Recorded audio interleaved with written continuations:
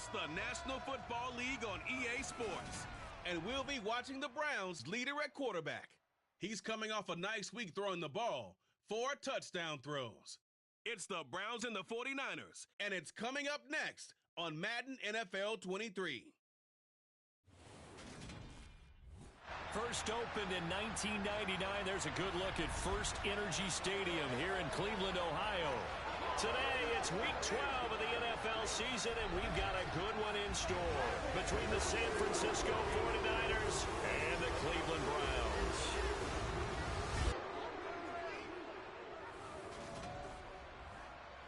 Brandon Gaudin, as always, joined by my good friend Charles Davis. And CD, you look at the Niners in this matchup. The bottom line, there are not many defenses in the league that seem up to the task to slow down their ground game. But this might be one of them, and in everything that they have said and done this week, they feel confident that they're ready. And I like how you set this whole thing up, because it comes down to this to me. These first few carries, they're going to be exciting, they're going to be physical, they're going to be battles. Each side trying to establish control in this game.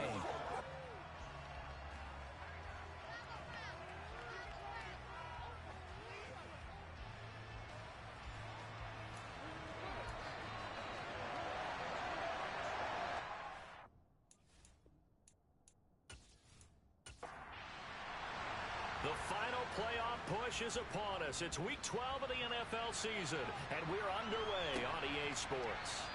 And no run back on the opening kickoff. It'll come out to the 25. So here's the first drive now for the 49ers. And they will be led out by their signal caller in his second year in the NFL now. His game last week reminded me of the old song, Accentuate the Positive. Because that's about all he did, right? Yeah. 3 touchdown passes, over 300 yards in the air. Receivers happy. And they got the win. Got the win. If you're a running back that likes to catch passes, they're happy as well. Big-time game. Here's Purdy on 1st and 10. And the throw left sideline here is caught, but they'll rule it incomplete. Couldn't keep his feet in. Second down. First carry of the game for Christian McCaffrey. This defense is a difficult one to prepare for, one of the best in the league. They'll come at you from all angles, and they did a nice job there stopping him for a loss. Over the middle, that's complete to McCaffrey. And he'll be brought down at the 28, and that is well short of the first. A gain of 4, not enough, and it looks like punt time on their opening drive as it's 4th down. We're able to get the completion, but unfortunately not able to get the 3rd down conversion there on that play. And I like how the defense approached that one. They knew where the first down marker was, and they decide whatever you want to have, you can. You're just not going to get the first down. Excellent tackling right there. Wisnowski on to punt as he sends this one away. On the return, here's Agnew. And past the 40 before he's out of bounds. So here are the Browns under head coach Kevin Stefanski. And they will be led out by a guy certainly still trying to prove himself here in the league, the young rookie quarterback. And there's a lot of good to watch in the game last week. He threw 4 touchdown passes. A little bit of concern throwing the 2 interceptions. Yeah, and the 2 pick. Yeah, you want the ratio really to be closer to 3-1 as opposed to the 2-1 that he had. But it is something to build on. They did get the win, didn't they? Yep. For the Browns, good starting field position as they have it 1st and 10 at their own 43. They'll try and start this drive in the air. And they're going to get this up to midfield. 3 yards remain for 2nd down.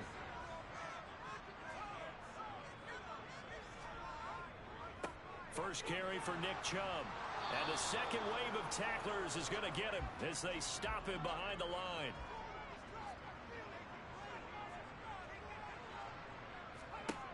They'll drop to throw. Oh, you saw that one coming. It's intercepted. Now he's hit on the return. It's a loose football. And I think they are going to get this one back. Well, that would have been something. Double turnovers. But instead, they'll keep the possession on the INT. There are 2 words that we hear coaches say all of the time. One starts with a B, one starts with an S. Ball security. And they preach it. They have it up in meeting rooms, right? You see the signs. They talk about it all the time. But still, when you got defenders out there who are preaching, hey, we're going to take the ball away from you, No matter what position you play, you've got to take care of the rock. They go play action here. Purdy. And it's incomplete. Boy, he doesn't drop many like that one. Second down.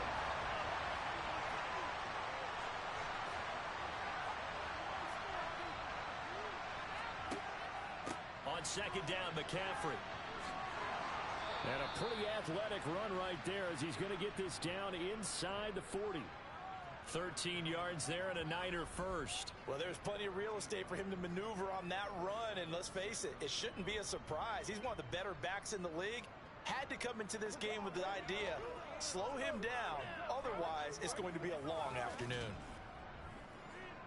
So from the 39 now, they'll come up on a 1st and 10. Purdy off the play fake. And that is caught on the right sideline, but out of bounds, says the line judge. The throw took him a little too far. It's second down. On 2nd and 10, Purdy. And that is incomplete. So back-to-back incompletions, and that has him staring at a 3rd and 10. Purdy now to throw. The first catch of the game for George Kittle. And they're going to have another 1st down as he's going to be tackled at the Browns' 24-yard line. A solid gain of 15 yards, and the sticks move. And that's well executed there on 3rd down, and I love the confidence that they had to let their tight end try and find some space in the middle of the field, right in their quarterback's line of vision. And QBs love to make that easy throw, and they hooked up there for a 1st down.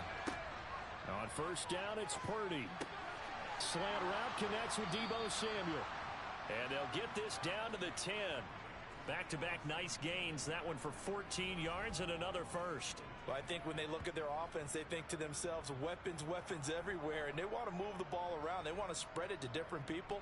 But you absolutely know they want to get this man involved as well. And that's what they just did on that play. From the 10, 1st and goal.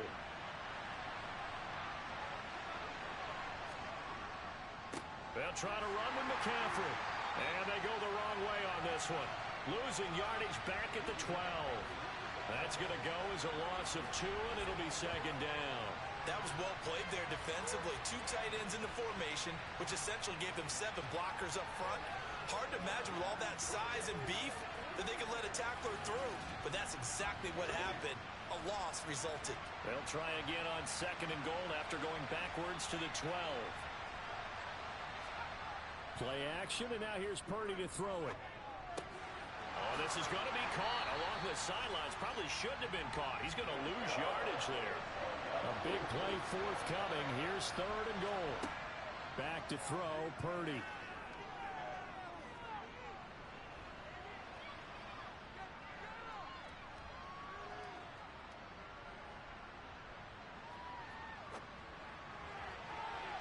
To the end zone, but knocked away and incomplete. Zane Gonzalez, the former Browns kicker, out for the field goal against his old teammates. Gonzalez's kick is good, and the 49ers take a 3-0 lead. So, Charles, they get to them with their first turnover of the game and then make it hurt a little bit extra with a field goal. And anytime you give the ball up, what's the first thing a coach tells his defense? Don't let them score off of this. You've got to put out the fire. In fact, in 2021, that's what one NFL coach termed his defense. The firemen. Go out there, guys, and don't let them put some points on the board. Second drive coming up here for Cleveland as they return to the field on offense. They threw an interception the first time they had the football, only gave up 3 points off of that, so shouldn't be a difficult hole to overcome. It really shouldn't, as long as they're not listening to the chatter coming from the other side, because when you throw a pick, look, I know defensive backs, they have a tendency to be a little bit loud after they take one away, but they also have a tendency to gamble a little bit more, thinking they'll get a second one. Maybe they can take advantage of that with some double moves. A check on the numbers for Chubb from a week ago.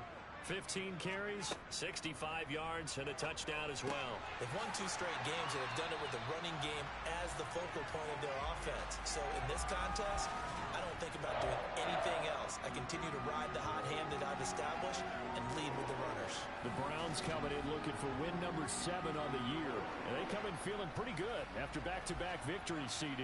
And I thought that they played pretty well last week. Their execution, their discipline, their resilience, all on display in that victory. On first down, they'll run with Chubb. And he stopped immediately there. So after the run for no gain, here's 2nd and 10. He'll look to throw. A quick throw there going to be batted away and incomplete. They had the incomplete pass on 2nd down. Now they need a big play here.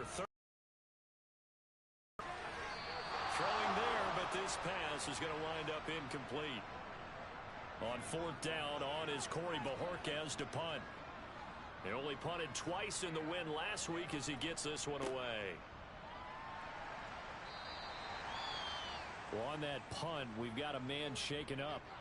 While they come out and take a look at him, we will step aside for just a moment.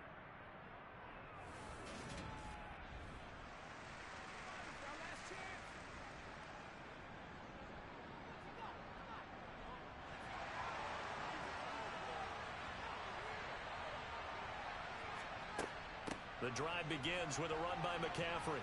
And he roams across the 20 to the 24-yard line. Now we'll pause here for an injury. And it's Deebo Samuel. He's the man in question right now who will need some attention. The medical staff is going to come out here and take a look. And we will take a short break. 8 yards the tally on that first down run. Here's 2nd and 2. They stay on the ground. McCaffrey again. And they'll take him down at the 31-yard line. 7 yards there and a first down. This running game's so important for them, and they know that. It helped lead them to a victory last week when he was over 100 yards. Let's face it, it's their identity, and that's what they want to play to. They want to be that team that runs the ball really well each and every week, and right now we're seeing a pretty good pattern of that happening. On first down, this is McCaffrey. And he fights forward for a modest 2-yard gain, 2nd down. The numbers for McCaffrey last week.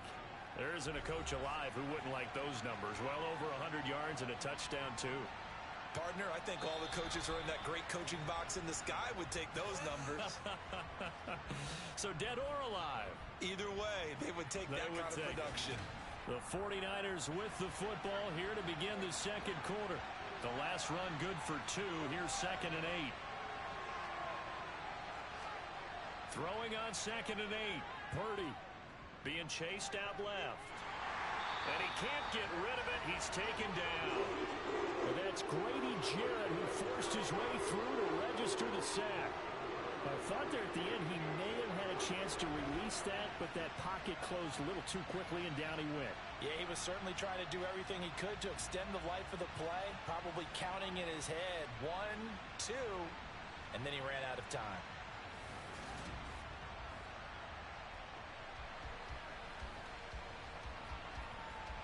And this offense on 3rd down today, just 1 for 3 thus far. This is 3rd and 17. That's into the hands of Donovan Peoples-Jones. And they work this well upfield across the 45. How about that? They weather the storm of a 3rd and 17 to pick up the first. That's a play that will likely be forgotten when you talk about big moments in this game. But plays like this are critical to keep drives going. And if points result, we'll call this play significant.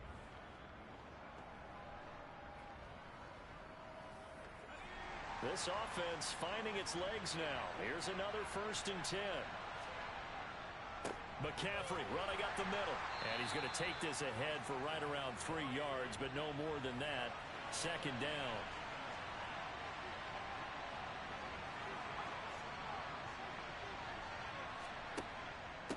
Another run with McCaffrey on 2nd down. A 1-yard.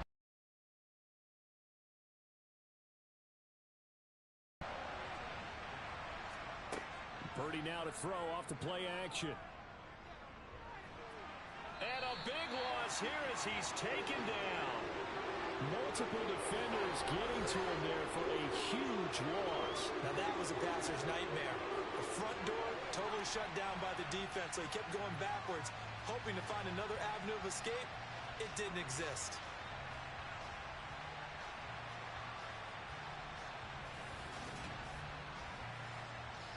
So on fourth down, here's the Australia native Mitch Wishnowsky to punt this one away.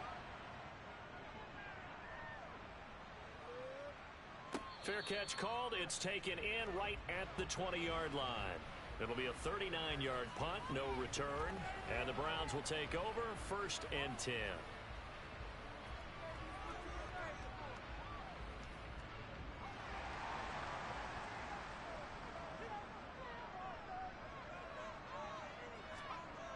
They'll come out throwing here on 1st down. Throw left side, caught by the tight end Njoku.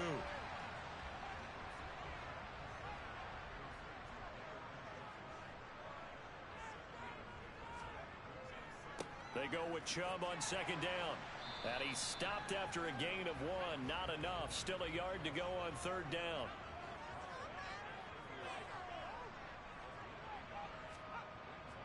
They'll run for it. Here's Chubb. And he gets it to the 34. Good enough for the first.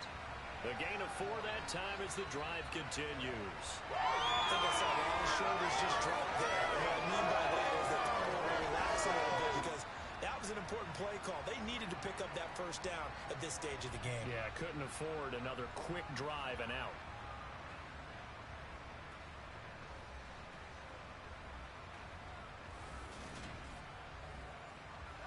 From the 34 now, here's 1st and 10. They'll set up a throw. And he'll toss this one incomplete. Seeing no options, he throws it away. And 2nd and 10, he'll look to throw again. Going right side here, and that's complete. They get 6. That'll leave them with 3rd and 4. In search of 4 yards here to pick up the 1st down. Out of the gun now on 3rd down. He's going to drop this one down for Chubb. And he'll be taken down, but he does have 1st down yardage. It's a 9-yard gain, and it keeps the drive moving.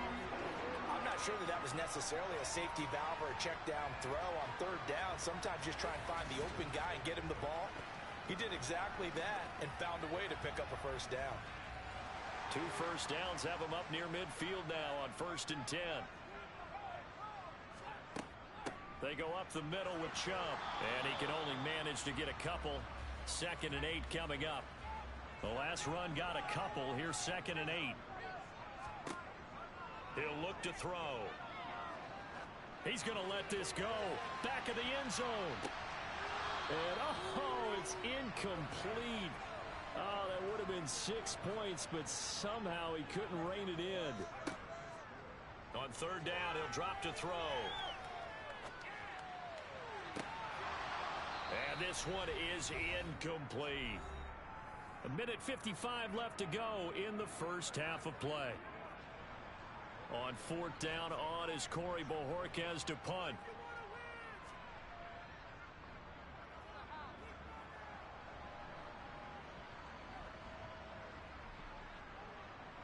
Did they keep it in? They did. They kept it in. It's down close to the goal line at the 1-yard line.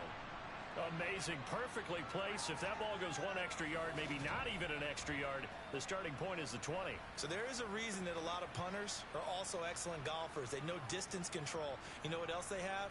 Same groove motion over and over. Once they have that down, it repeats under pressure.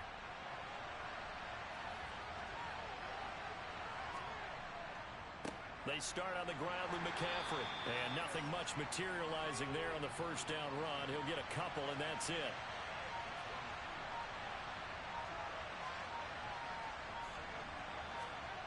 From deep in their own territory, they look to throw.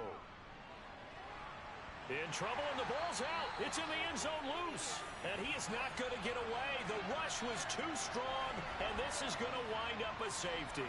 Every team has plays in their book to try and buy some room when a safety's on the table. But a big variable is how does each team deal with the pressure of executing in those situations. In this case, they didn't, and they gave up 2 points.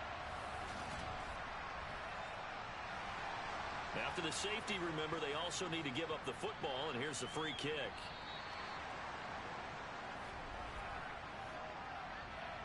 Free kick out of bounds. Kicking. The offense knew it. They were already starting to walk back as that one is accepted. So good starting field position for him here as they come up 1st and 10 right at the 50-yard line. From the midfield stripe, they'll look to throw. And he'll be brought down on the other side of midfield at the 43. Now the Browns will use the first of their 3 timeouts as the clock's going to stop with 47 seconds to go in half number 1.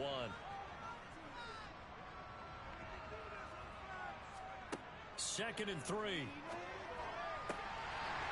Looking left side, it's complete. He's got it. And he will have a first down as they're into field goal range now at the 30.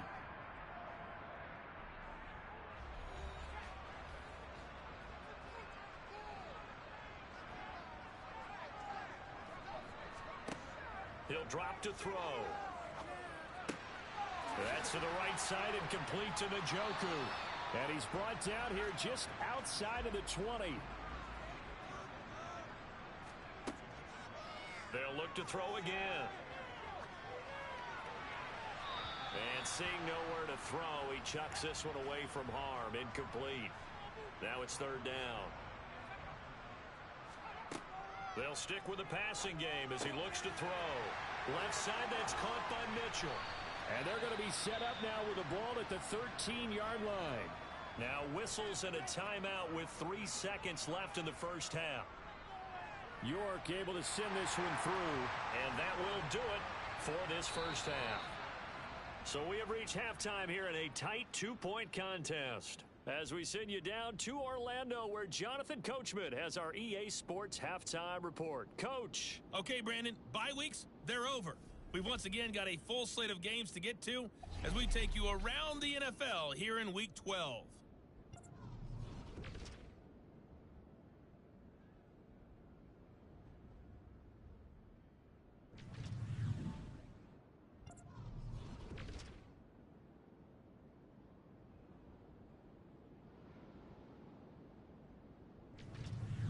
Lastly, let's check on one final game for you.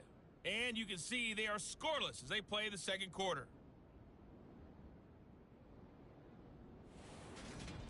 We continue on with a check of the next-gen stats in that first half for the Niners. And I can imagine the halftime discussions are about how can we improve the running game. They have not had success so far, and it's reflected on the scoreboard.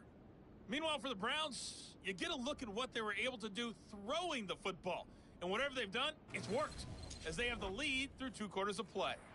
Okay, Coach, yeah, adjustments likely going to play a big role in this third quarter in what's been a tight contest so far.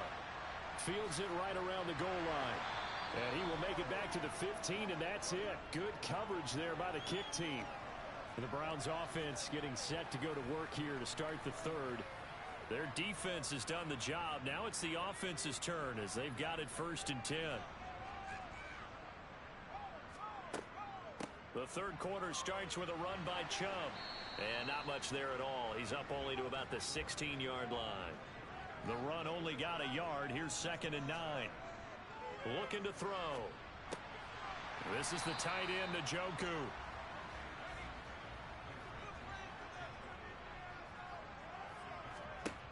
Back to throw here. Going down the middle, and it's complete. And they'll get it all the way up about 5 yards shy of midfield. A pickup of 24 on the 3rd down conversion. And defensively, they were in zone coverage there. Do you have to be a little careful? You're losing playing against a good quarterback like he is to not play too much zone? Yeah, you have to be careful about how much time you're giving up. I think it's a good point you just brought up. So maybe if you still want to play zone, you go to a zone blitz scheme. And you can drop anyone out of your defensive front, defensive end, defensive tackle. It doesn't matter. You just exchange someone to bring more pressure towards the quarterback and still try. And it'll be intercepted. And the 49ers are going to take possession here. It's a touchback, and they'll take over at the 20-yard line. That is a tough way to start the third quarter. You get the football, hoping to drive it down, put it in the end zone, and take the lead. Instead, they give them the football. And I think the key here is for them to not get discouraged. That is not how they drew it up, not how they saw it in their minds. But there's a long way to go in this game. You know, they've just got to find a way to come back one play at a time. Yes, it's a cliche, but they can get it done.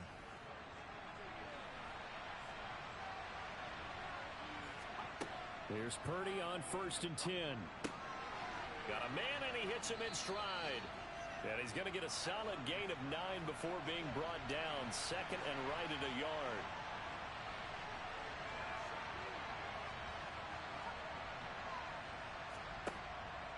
Out of the pistol, McCaffrey. And he's got some space here. And he's able to get this to the 40-yard line before he's out of bounds. 64 yards rushing for him now on what was his 10th carry of the ballgame. Well, Christian McCaffrey is as tough to bring down as they come at the running back position, and he proved it right there. And as a former defender, I can tell you with certainty, those are the ones that have you losing sleep at night. I would not like to be in that film room on Tuesday going over that one. Just a pretty poor effort defensively, and it leads to a big play. Purdy off the play fake. And now look at this. Big gain, but a fumble. Back-to-back plays of right around 30 yards, and the field position has totally been flipped. And the defense... What's that moment like when you realize the ball is loose? It is a moment where all concentration goes right to the football. This is something you've talked about in all your preparation for the game.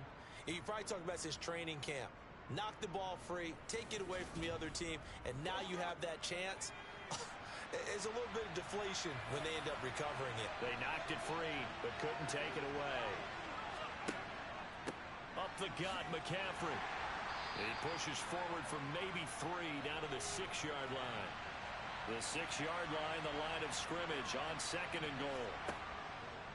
Again, McCaffrey. And he's going to press this one forward as they stop it right around the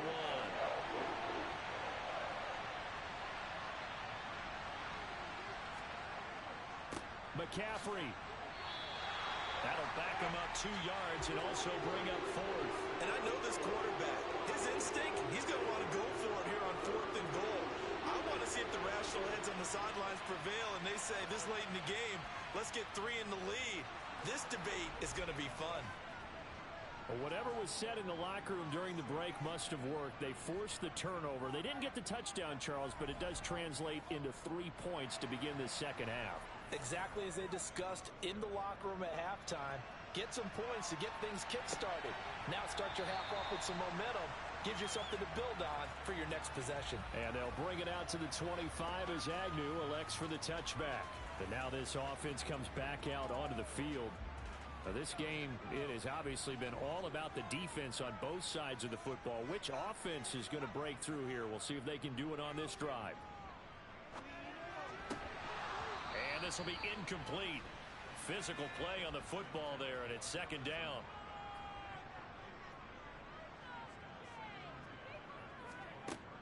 He'll try again with the arm here on 2nd down. Drops it off for Chubb. That helps the completion percentage, but not much else, and now it's 3rd and 10. As a defense, you're more balanced when you're in zone coverage because you're able to keep your eyes on the quarterback and see the play develop in front of you. They're able to keep the quick pass in front of them and stop it right at the line of scrimmage. An extra DB for the 49ers now on 3rd. They'll look to throw. He's got his...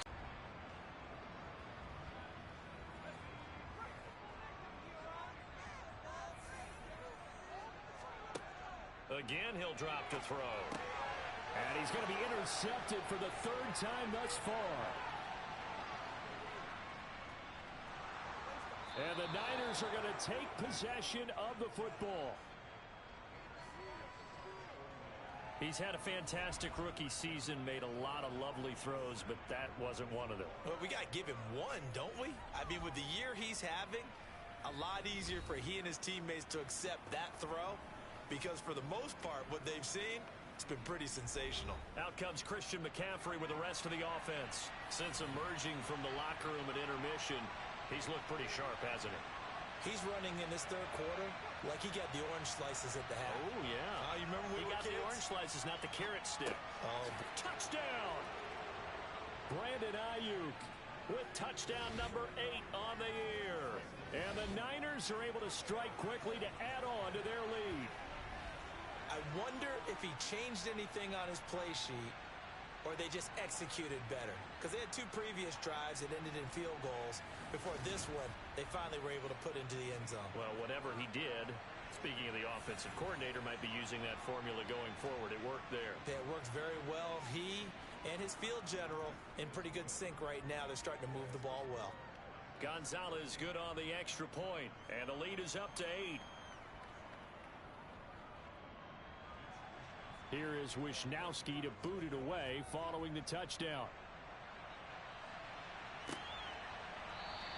And no return here for Agnew, so they'll bring it out, start the drive at the 25. Now this offense back out and set to go for their next drive.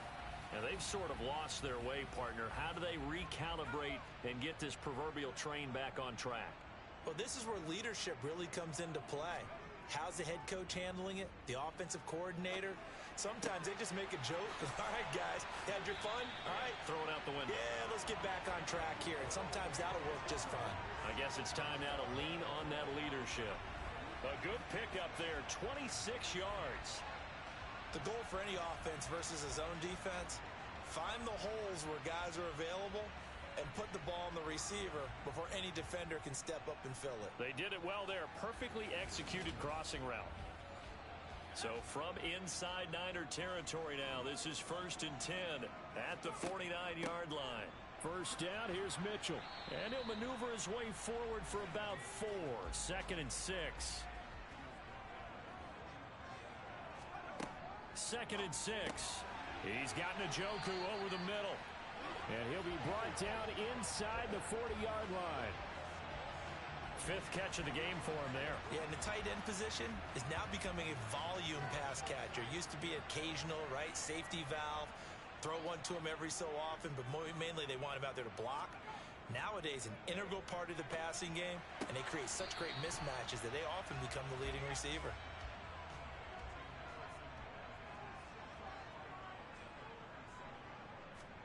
Here's 2nd and 8. Had his hands on it, but dropped it. The rookie making a little bit of a rookie mistake. 3rd down. They need to get to the 29 if they want to pick up a first here on 3rd down. Back to throw again. And his pass is intercepted for the 4th. Now he's hit on the return. It's a loose football.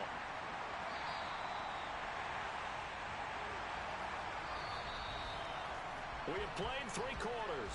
We'll return with more after this. This is the NFL, and it's on EA Sports. And we're back now here in Cleveland. Line of scrimmage, the 15. It's 1st and 10. It's the Browns with a deficit. They're trailing, but with the football here to start the 4th. And he's going to be marked down just outside the 10. Well, sometimes it's hard to take your eyes off this guy at the linebacker position. He can really cover some ground, and he did there to make that play. Yeah, this defense as a whole has really been flying to the football all game long. They have not allowed too much of anything, and here's another example. A great play there to get in and disrupt it before it could get going. Now back to throw. Quick hitter here, it's complete. The offense on 3rd down, 5 out of 9 thus far. They're up against a 3rd and 1 situation. And he'll go down, brought down at the 20-yard line. Finally hauled down for the first time this game. Multiple defenders in there to drop him. And you hate to say it with a rookie quarterback. He's done some good things, but overall, looked a little bit overwhelmed back there, hasn't he? He certainly has. But in his defense, he hadn't had a lot of time to throw the football. You like the way I said that? In his defense. In his defense. I got it. You see what I did there? Yeah, he needs better protection, that's for sure. A lot of pressure here for Cade York. From the left hash, this from 37. York able to send this one through, and that'll get the lead down to 5. So kind of disappointing there. I mean, yes, they get the 3, but with starting field position like that, 3's not what you're banking on. No, and you just have to wonder if you can afford to let chances like that continue to pass you by. You've got to find ways to get the ball into the end zone and put 6s on the scoreboard. And it'll come out to the 25 as he will not attempt to return. So here are the Niners to take over on offense. They've won 2 straight, and they lead this one as well as they come up on 1st and 10. They'll start on the ground here on 1st down. He'll be dropped after a gain of about 6 across the 30 to the 31.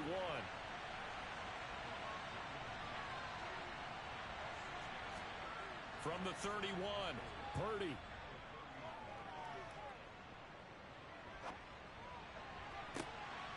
And that's going to be caught by Peoples-Jones. And he gets this to the other side of midfield across the 45 before going out. That one good for 26 and a 1st down. And these guys certainly are not hiding what their intention is. They're absolutely showing it. They're definitely not going to sit on this lead here in the 4th quarter.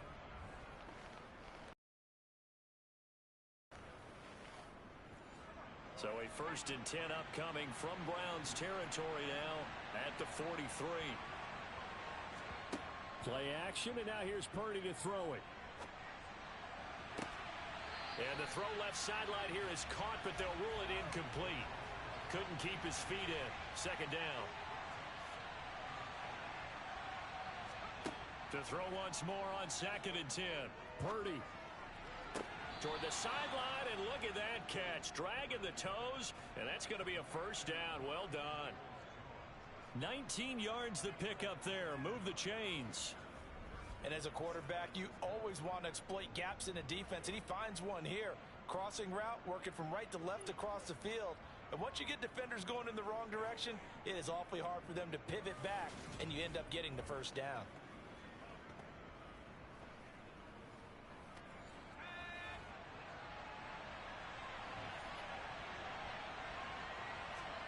Purdy will look to throw again here. And he wisely will throw that one away. From the 24, they'll go again on 2nd and 10. Back to throw, Purdy. And he's going to go down here, a sack. They push him back to the 34. Zadarius Smith. Credit him with a sack as he buries him for a loss of 10.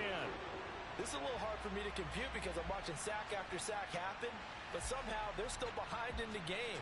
I would expect all of this defensive pressure to translate to them taking a lead, and thus far, it hasn't happened. Time's winding down. They don't want to waste this type of performance from these ace pass rushers. Now on 3rd and long, they'll look to throw. Looking left side, he's got it, complete. And he's going to get this down near the 25. Defense.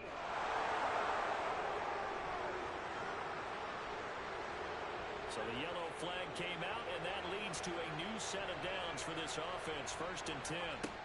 On 1st down, Purdy.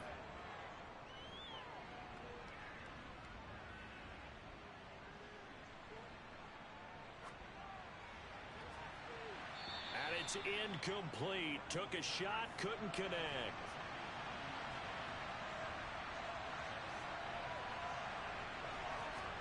They go play action here. Purdy. And that will be incomplete. Tried to dial up the long one way out there, but it'll be 3rd down. Purdy with it on 3rd and long. And now another one thrown incomplete. That is certainly one way to frustrate a quarterback. When those extra defenders on the field, dime package, lots of speed, no space to fit in the football.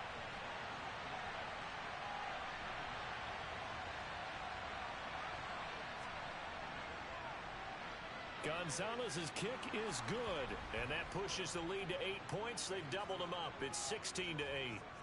From a defensive perspective, though, I think maybe they're saying, hey, we did what we needed to do, kept this a one-score game. Yeah, without a doubt, because they were able to bleed some time off the clock, right? Put themselves in a good position, but it's not out of reach yet. Okay, being able to hold them to a field goal means that they do have a chance to come back and win this game. Heading out as the Cleveland offense now as they get set to take over here. And remember, despite giving up the field goal, this is still a one-score game. They're in need of the touchdown and a two-point conversion. A field goal on this drive likely doesn't do them much good.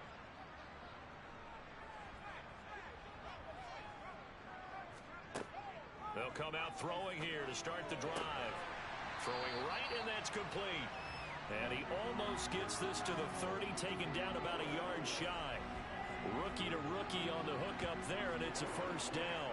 And that's a much-needed first down right there. Look, they're down by 8, so logic says they don't have to get a touchdown out of this drive. But the way things are going, I don't know if I'd put it in the hands of my defense here. You might not get the ball back at all. So if a fourth down situation comes up, I'm thinking hard about going for it right here and right now. Now this throw caught left side, and they get him down, but not before he takes it across the 40-yard line. 13 yards to pick up there. Good for a Cleveland first. This possession means so much for them. They've got to focus on this drive and find a way to make this a one-possession game. Yes. Got to get a score. Yeah, so good with a field goal. Don't necessarily need a touchdown. Back-to-back good plays have them on the move on first down. From the shotgun, he'll look to throw. And the Niners get there and bring him down. Multiple players getting home there for an 8-yard loss. Defensively on the previous play, they gave up a pretty good chunk of yardage, but right there, they got a good portion of it right back. And if we just flip it around from the offensive perspective, took a nice step forward, and how about a couple of leaps backwards after that play? They've got to figure out a big call coming up here to try and gain that yardage back.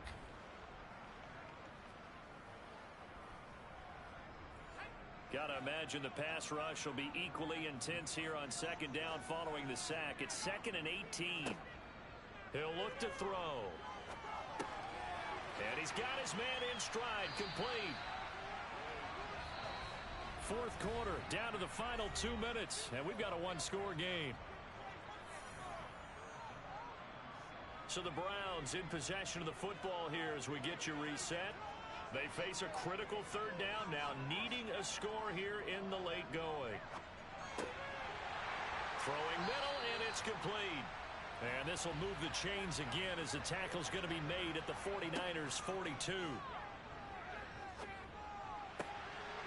And he's got his man on the out route. And he'll get this to the 30-yard line before crossing over out of bounds. 11 more yards that go around, a first down as well. They got exactly what they wanted there. Out route, catch, get out of bounds, stop the clock. And I have to criticize defense here because you know the situation. You want to keep them inbounds and have the clock run. So I'm sitting on the outside portion of the field and not letting them throw an out route. Throw anything inside and I'll make the tackle. An out route? That's not the way you're supposed to play it. So the ball down to the 16 here for 1st and 10. That's another one complete to Mitchell. And able to get this down inside the 15 to either the 13 or 14 before he's out of bounds. So just 3 yards on the completion there. And it'll be 2nd down. And we see another pitch and catch there to the running back. This position just continues to evolve. They've become just as critical to the passing attack as a lot of receivers, tight ends, because their ability to make people miss in the open field can really generate big plays for an offense. Over the middle, it's complete. And the Browns are going to be set up with a 1st and goal coming up as they get him down at the 6-yard line. Flush to his right. He'll get 5 out of the scramble. It's 2nd down. The Browns try to get back and set quickly here. Time ticking away. Oh, no, he lost the football.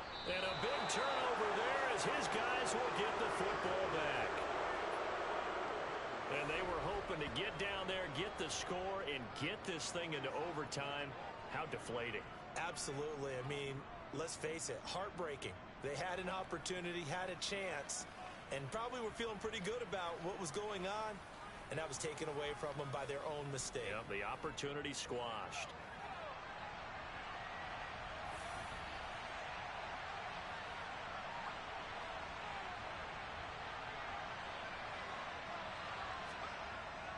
They'll start this drive out on the ground. And not a whole lot of room to operate there on the first down run. He gets maybe 3. Now a timeout called for by the defense, as they'll stop him with a little over 30 ticks to go in the football game. Have to imagine this will be on the ground as well as they come up 2nd and 7.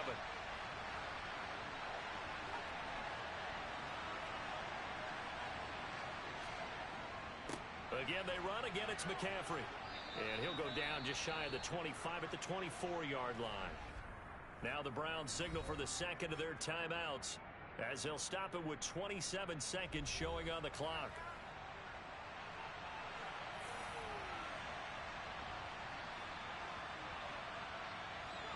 Down to a knee for the 49ers. This one about to be on ice. Now the defense will burn their 3rd and final timeout. And as the two teams talk it over on their respective sidelines, we take a break. Down to a knee one more time, and that should just about do it.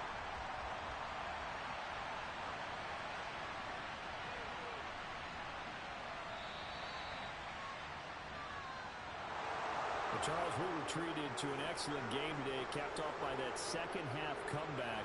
This was a joy to watch.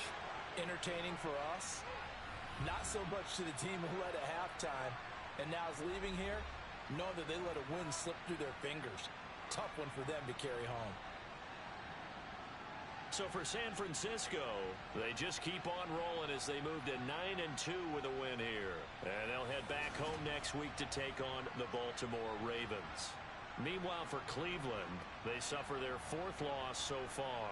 And they'll try to turn things around next week as they have a matchup in Cincinnati against the Bengals.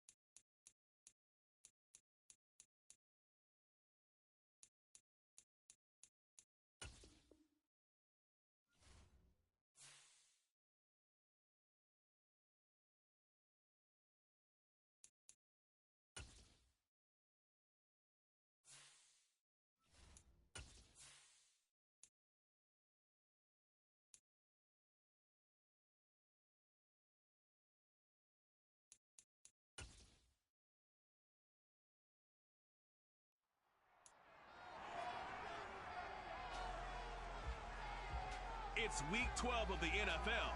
And coming up, we'll see Kenneth Walker. He really helped drive them a week ago with a 3-touchdown game. It's the Seahawks and the Falcons, and it comes your way next on EA Sports.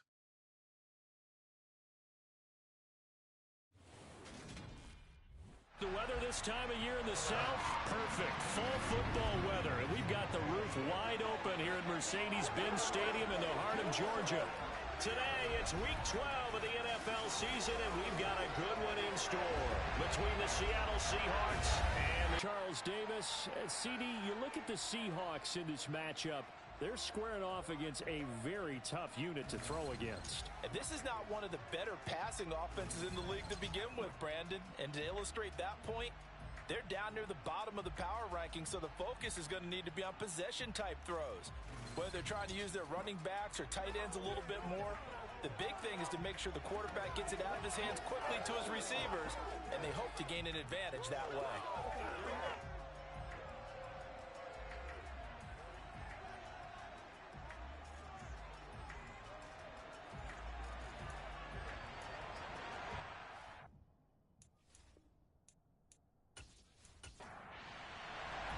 The final playoff push is upon us. It's week 12 of the NFL season, and we're underway on EA Sports. This fielded right at the goal line. And no alley to be found. The coverage was solid, and he's dropped at the 18. So out come the Seahawks now for their first possession. They're led by their quarterback from the University of Alabama, Mac Jones. Well, he did go 2-2 in the last ball game. Well, actually, he went 2-2-1, with the one being the victory. Yeah. That's the bottom line there.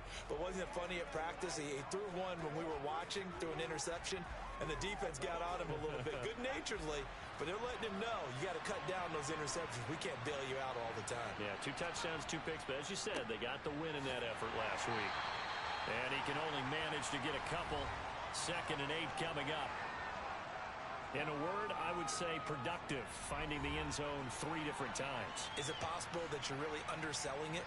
3 touchdowns, just going to call him productive? Right. Hey, what do you want? This guy had a nose for the end zone. He was good. Had a snootful, didn't he? How about that? Big-time game. Throwing on 2nd and 8. Jones got a man, and he hits him in stride. And he'll get this up to the 30-yard line. 10 yards and a Seattle first down. And that's a more than acceptable read right there because it's zone coverage, so timing is everything. This time he waits for his man to come open, puts it right on him, and they pick up a first down. So 1st and 10 now from the 30. Walker now on 1st and 10. And he gets this to the 35. Good for a gain of 5. The first down run got 5. Here's 2nd and 5. Now Jones. Open man, that's Noah Fant, the tight end.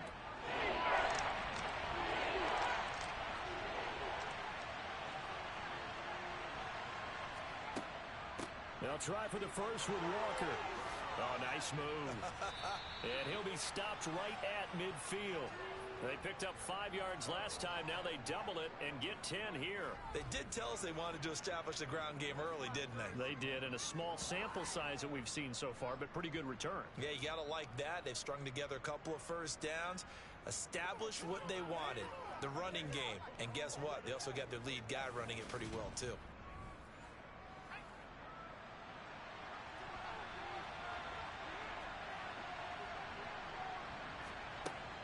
Back to Walker on first down. And a 6-yard gain gets him right around the 43. 6 yards on that last play. Here's 2nd and 4.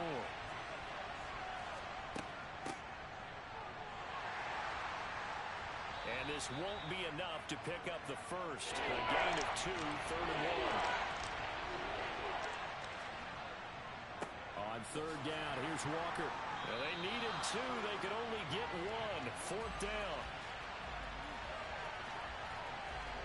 Well, they picked up a portion of it, but not all that they needed. Now that leads to a decision on 4th and 1. Let's see what they decide to do.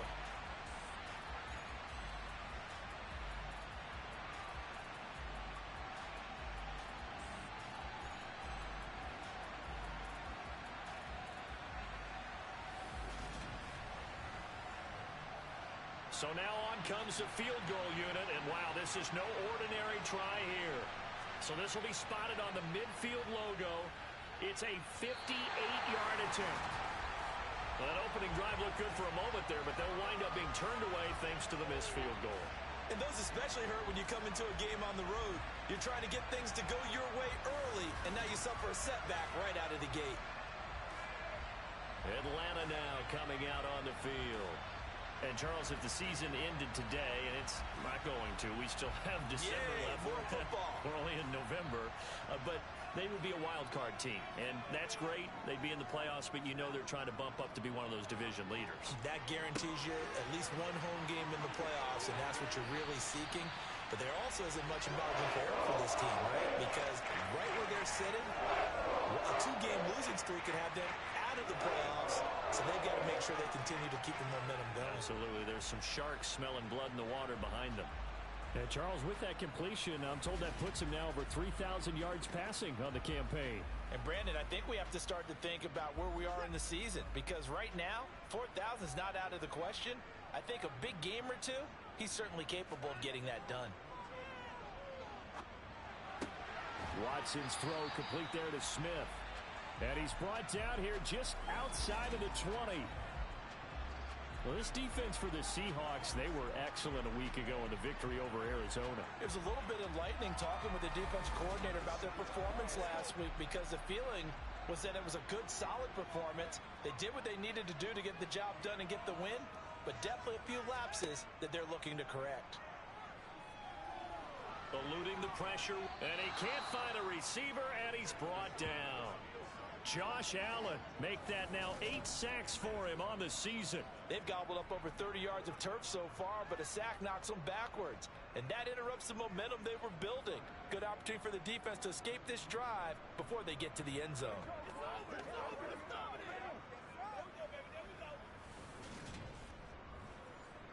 Gonna need something special here on 3rd and long. After that sack, what does Watson have in his arsenal? They'll look to throw. This to Pitts, and he's got him. Touchdown Atlanta. Kyle Pitts, his 9th touchdown of the season. And the Falcons are on the board first here this afternoon. Well, these guys have won 3 straight ball games, and another good start to this one out to the 6-0 lead. And I've talked with so many different coaches, as have you along the way, and they always talk about winning streaks and the mood of a team and how much easier it is to actually prepare during that time. Guys are sharp, guys are focused, everyone's feeling good, and we're seeing it early in this one. Koo able to connect on the extra point, and that makes the score 7-0. Following the touchdown, here's Koo to kick off. Taking it about the 1. And he'll get it up just past the 20 as his guys will go to work at the 21-yard line. Seattle's offense coming back onto the field, ready for their 2nd drive. Last time out, they had that long 50-plus yard field goal that they missed. And I'm sure on their sideline they're thinking to themselves, okay, do we still want to try one if we're in that position again? And I would dare say that the answer would be yes. They're going to have a lot of confidence in their kicker. But just to be on the safe side, I'm sure they told their offensive guys, can we get a little bit closer this time? Closer. Yeah, you know, I'd rather get in the end zone first and foremost. But if all else fails, less of a field goal attempt for him. Meanwhile, the throw here is complete. And he's upended after a gain of 4 up to the 25-yard line. Throwing Jones. That one thrown away from the pocket. The officials kind of looking at each other, but they'll say there was a receiver in the area, so no penalty, just an incomplete pass. That'll be a 43-yard punt, just a single yard on the return. And the Falcons will be taking over 1st and 10.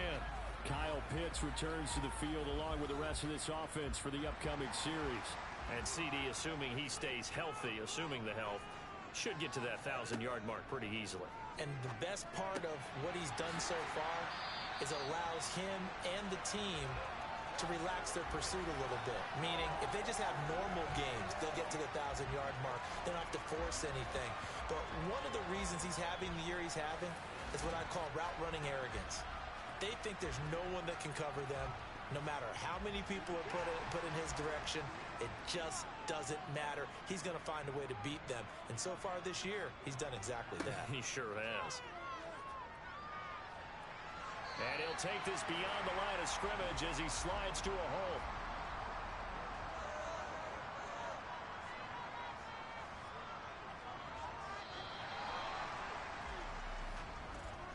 After 7-0 on EA Sports. Back now in Atlanta, 2nd quarter action. The Falcons with the football as they are looking at a 2nd down and 6 coming up. Watson now to throw. He's got a man complete. Touchdown, Falcons. Drake London, his first touchdown on the year. And the Falcons go up by 2 touchdowns.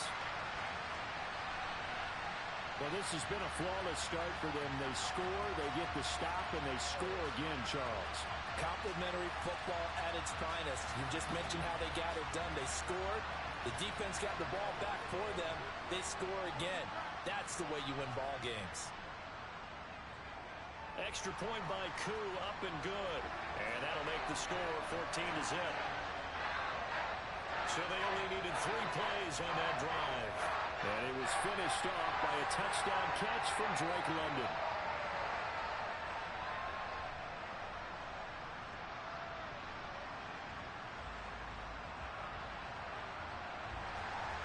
Following the touchdown, here's Koo to kick off. Fields it right around the goal line. And he'll take it a yard or so past the 20, call it the 21. The Seattle now ready to march out of the field. And they're in a bind early here, down 14-0. Are you worried at this stage or still too early? You're worried. You're just trying not to transmit it to the rest of your team. You want to make sure that they stay positive. But at the same time, you're wondering, how are we going to move the football? What do we have on this play sheet that can work? Get back to basics is usually your answer. And make sure you find the guy who can move the ball fastest for you if you just get it in his hands. Yeah, still second quarter. You get points on the board here. I think you're feeling okay. And nothing doing. He's immediately taken down at the line of scrimmage. They'll say no gain on the play there. Now it'll be third down.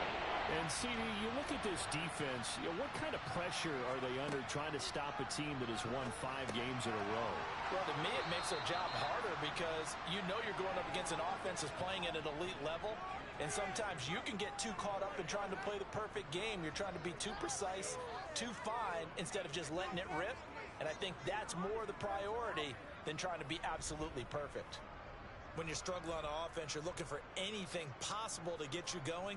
Sometimes you do it like basketball teams that don't normally press. You put a press on, bring people to life, make them move a little bit quicker. Maybe that'll help them as they head towards the half. From the 34 now, here's 1st and 10. Running left is Walker. And he'll take this ahead for about 4.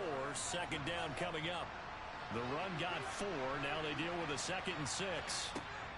Sticking with Walker on second down. And he'll be taken down at the 46-yard line. That one, a first down pickup of 8. I think they like this drive a little bit better there, partner. Running game helping out, picking up some of the slack. Because remember, the last drive, they went 3 and out.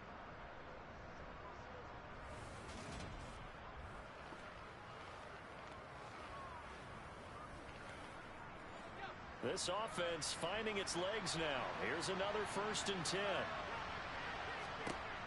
Back to throw. Jones. That's complete to Disley, the tight end.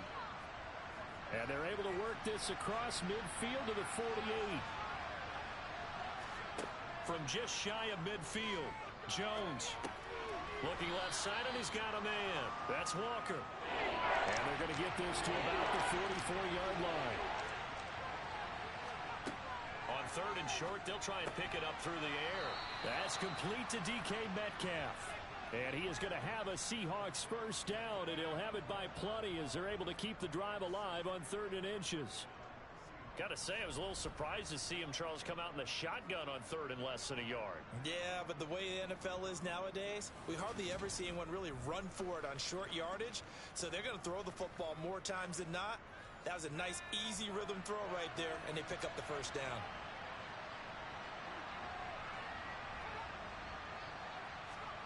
Oh, they're going to run a little pop pass here. He's tackled a yard short of the marker. Good gain of 9 on first down.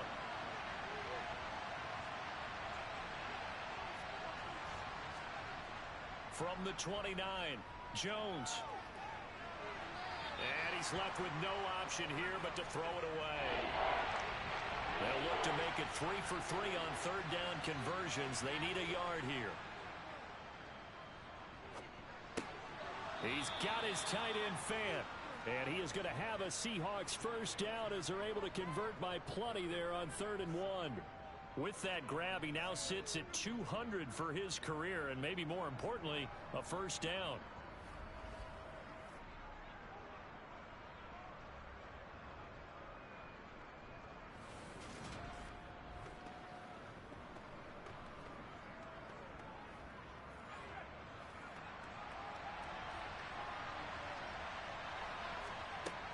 They'll stick with the passing game as he looks to throw. Left side complete to Lockett. And he's going to be brought down at about the 16. On second down, it's Walker. And he will be brought down, but a first and goal coming up as we have come upon the 2-minute warning. 12 yards there as they move the chains. This is first and goal and a golden chance to get a score back here before halftime. Operating from the gun, Jones. And it's caught. Only a yard on the completion. It's second and goal.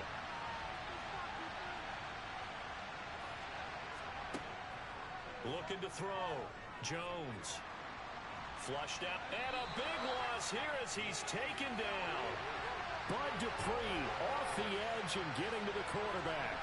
When you're this close to the goal line, you got to expect pressure from the defense, so the ball's got to come out fast. Got to get out of his hands quicker.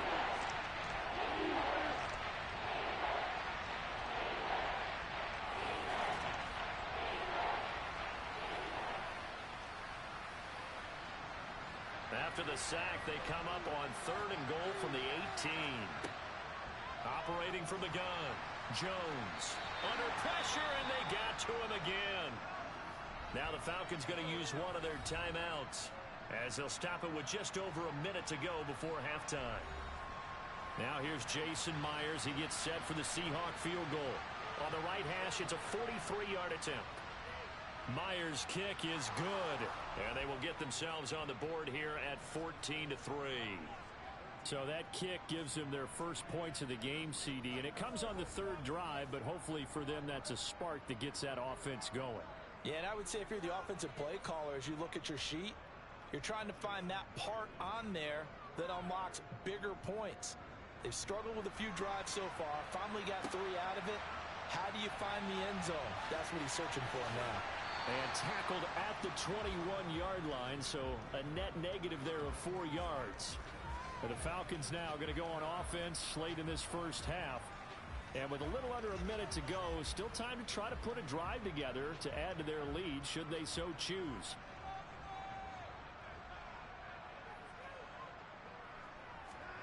On first down, it's Watson. And there is Amari Cooper, his first catch.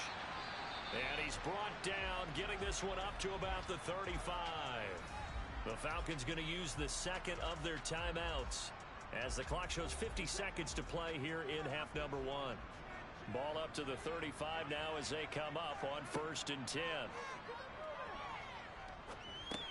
Trying to get it to Robinson, and it's intercepted. Tariq Woolen picks it, and he will take this one home. It's a touchdown. An excellent play there, CD, on the pick six. And I think were they a nickel? Did they have an extra DB out there? Yeah, Brandon, I think they were in standard nickel, not the Buffalo, as teams like to call it, meaning 3 safeties for big nickel. They just wanted to take away the quarterback's throwing lanes, and that's exactly what they did and came through with a big-time pick six.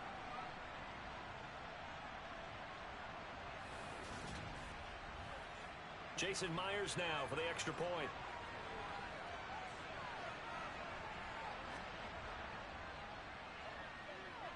And he's got it. That cuts the lead. It's now 14-10. So the defense creating some points, not only getting the interception, but then returning it to the end zone for the pick six. So they'll get another shot on offense following that pick six. And now the kick is away. And Patterson will not return it. It comes out to the 25. And the Falcons now going to go on offense late in this first half. And we'll see how this is played. Offensively, they've got the lead. Not a whole lot of time left. What do you think, Charles? Well, it's tempting to try and add to your lead, but a mistake there, that can change things in a big way. I say go ahead, take the knee, get on out for the half. And he'll be upended at the 28-yard line. Just a 3-yard gain there. Well, offensively, that's the mismatch that you want. You want to force a linebacker to try and cover your back out of the backfield, out in some open space. But linebackers nowadays, they run like backs, and they take a lot of pride in covering. What a nice play he made there in the open field. Here's 2nd and 7 now from the 28.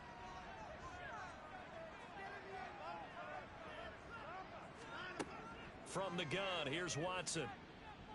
Letting one fly deep for Cooper. And that's going to be incomplete. Good effort there, trying to take a shot, but it's third down. This time they stay on the ground. And a good job defensively. They stop him short of the first at the 32. Now a timeout called for by the defense as they stop it with 11 seconds remaining in this first half. On fourth down, J.K. Scott ready to punt it away. Back deep for the Seahawks, Tyler Lockett.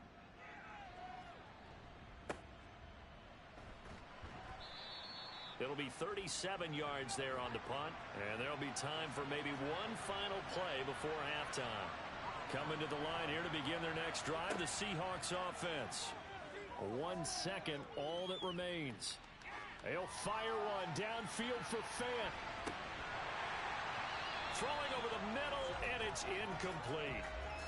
So we are at halftime here in Atlanta with the Falcons out in front. As we'll send you down to Orlando, and we check in with Jonathan Coachman for our EA Sports Halftime Report. Coach. Okay, Brandon, bye weeks, they're over.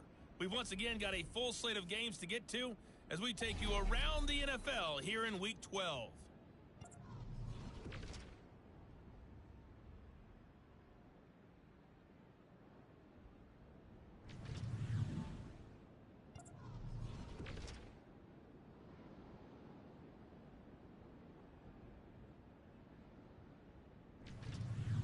Lastly, let's check on one final game for you.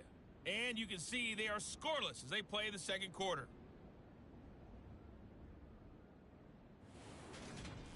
Continuing on, here's a look at the next-gen stats in that first half, and they did not do much at all in terms of throwing the football in those first two quarters. That's going to need to improve if they want to erase this deficit. Meanwhile, for the Falcons, they had a little more success than their counterparts did in the passing game, as evidenced by the numbers there.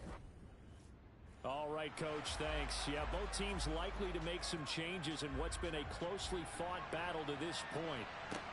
Fielded just outside the goal line.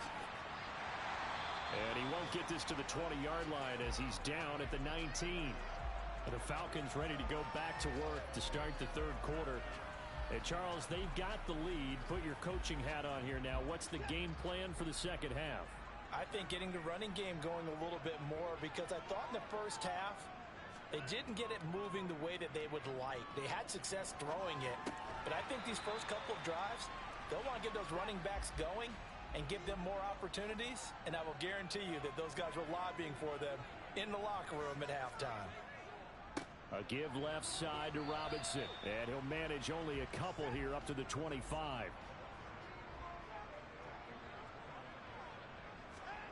Watson.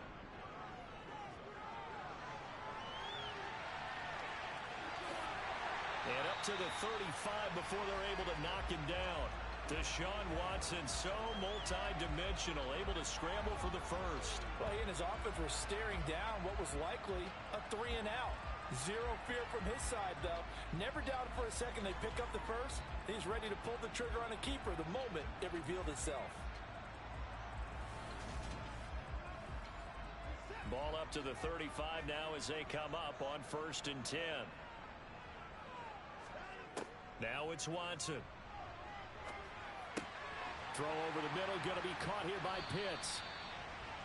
They'll wind up getting 7 on the play, and it's second down. Back to throw, Watson. Well, it's caught on the right side at Smith. And they'll get him down on the other side of midfield. Many different ways to create space, but on that play, he did it with that big, wide body of his. Didn't get a whole lot of yardage on the play, but it did what it was supposed to. Pick up a first down. So from Seahawk territory now, it's 1st and 10 at the 49-yard line. Here's Watson. Pressure comes. He's taken down by the Seahawk defense. Draymond Jones. Credit him with a sack, and it goes as a loss of 6. Well, for last week's performance, which was so good, he was named NFC Defensive Player of the Week. He got a lot of praise, and understandably so, from national media. Looking pretty good on that play, too. And I love what he told us this week before the game. He talked about how much time they spend working on pass rush moves, every position because anyone could go after the quarterback in their defense, and you can see how they've all absorbed their lessons. After the sack on first down, Watson. And on the left sideline, he caught it, but out of bounds, according to the head linesman. Incomplete, so the ball a little late getting there, and it's third down. And the throw there going to be incomplete. Here's J.K. Scott now, as he'll punt it away for the second time.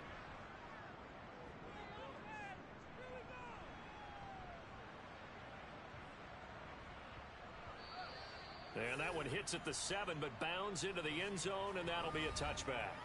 Now we'll see what this Seahawks offense has in store with their first possession of the second half. And both of these defenses have been stifling these last few drives offensively. Just not able to get anything going, so what needs to change? I think a lot of the guys will go back and review, so to speak, because everyone has someone assigned to how did each play work. Okay, what did we use that kind of worked for us during this game? Try and get back to some of those plays, as well as the possibility of showing something you haven't shown already in this game and trying to change things up. We'll see if they take the advice of Mr. Davis. A short gain here, maybe a yard to the 29. Jones now from the gun on third down. And a quick throw here, that's complete.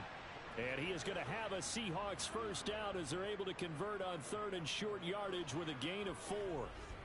Would it be safe to say that as precise as routes are supposed to be run in the NFL, maybe they're not quite as precise in college ball? That's accurate, yeah. And I think we saw a college route in the NFL there.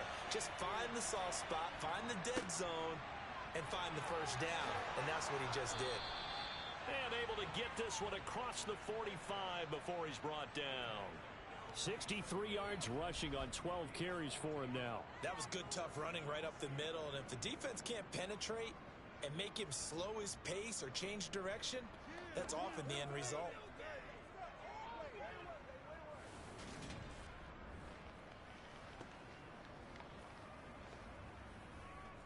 A couple of first downs on the drive already, as they'll go from the 47 now on first down.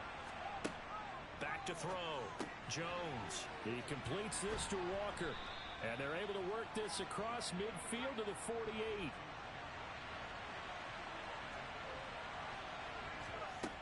Throwing again on second down. Jones going for Metcalf on the deep ball. And that will be incomplete. Trying to dial up the long way out there, but it'll be third down. Jones from the gun on third down. Pressure, and he's going to be taken down. They sack him back right around the 44. And the defense coming through on third down. A loss of 7 to bring up fourth. Even keeping the back in for extra protection on third down, they still couldn't prevent the sack. Now it's 4th and long thanks to a terrific individual effort on defense. Now here's Michael Dixon as he'll kick it away for the second time. 46 on his first kick. This one in that neighborhood as well. And no one there to stop it. Hits at the 8, but it carries all the way into the end zone for a touchback. So here are the Falcons to take over on offense. They're on a 3-game winning streak, and right now looking good in this one as well.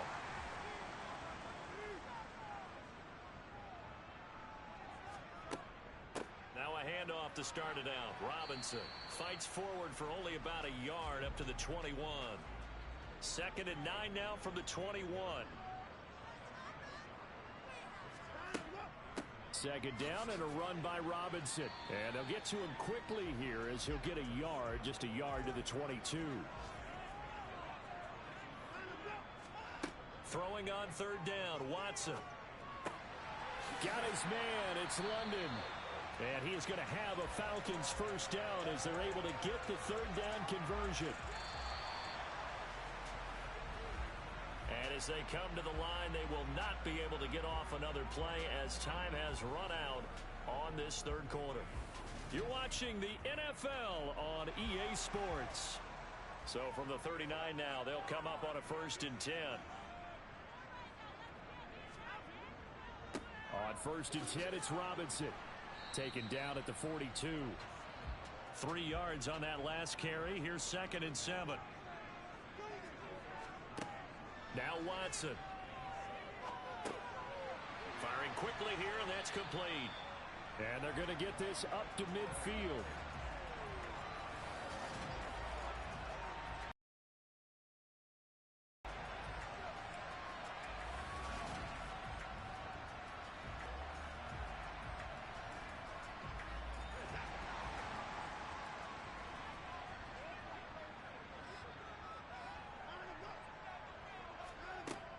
Hand off to Robinson out of the shotgun.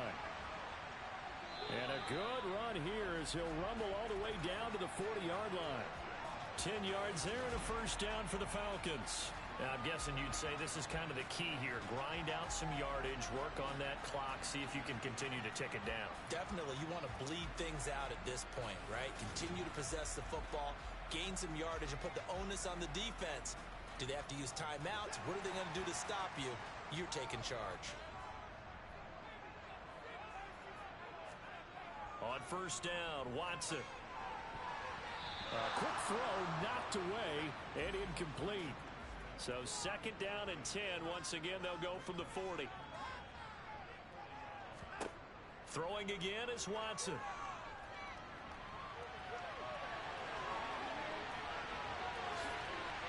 And that'll wind up moving the chains again as the tackle's going to be made at the Seahawks 17-yard line. 23 yards on the tuck and run. Well, when you've got a quarterback like this dead to rights, you got to make sure to wrap up. Instead, though, he breaks free and off he goes. Yeah, and at the risk of sounding just a little bit trite, this is just a tackle that needs to be made. It's one thing when you've got a bruising 230-pound running back coming your way, but when it's a quarterback who's running for his life, your teammates will tell you, you've got to get him on the ground. And the timing a bit off that time as that one falls to the ground. An incomplete pass on first down. That leads to a second and 10. Out of the gun, they give to Robinson.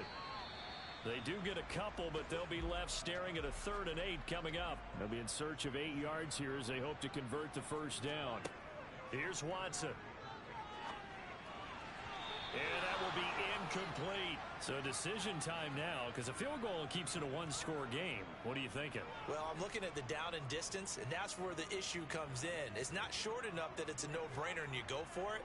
You have to analyze this one. To me, you take the field goal, take the points. I don't think you want to risk coming away with nothing. Well, no field goal attempts for him until the final quarter, but no hesitation on his end. He comes right out and nails his first field goal try. And give him a lot of credit, too, because he stood there the entire ball game but has managed to stay with it both mentally and physically. When they called on him, he was ready, and he knocked it through the posts. And he's up past the 20 to the 22-yard line. The Seahawks offense now, they get ready to head back onto the field. Defense got the better of them last series, forcing a punt. See if they make a few changes in the game plan here and try to get points out of this drive. 1st and 10. They'll run with Walker to begin the drive. They'll get this to the 24, and it's 2nd down.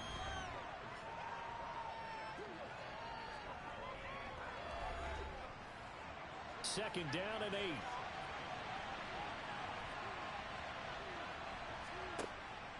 8. Looking to throw. Jones.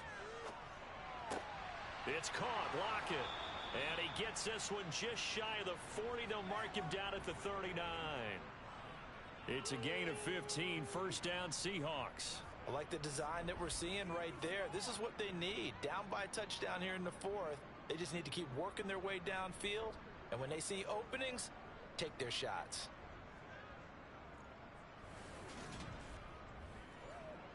So from the 39 now, they'll come up on a 1st and 10. Back to throw. Jones. On the slant, it's Fant. And this will leave him a yard short. Nice pickup of 9 yards on first down. From just shy of midfield, Jones. This one into the hands of Metcalf. And he'll be tackled on the other side of midfield at the 46-yard line.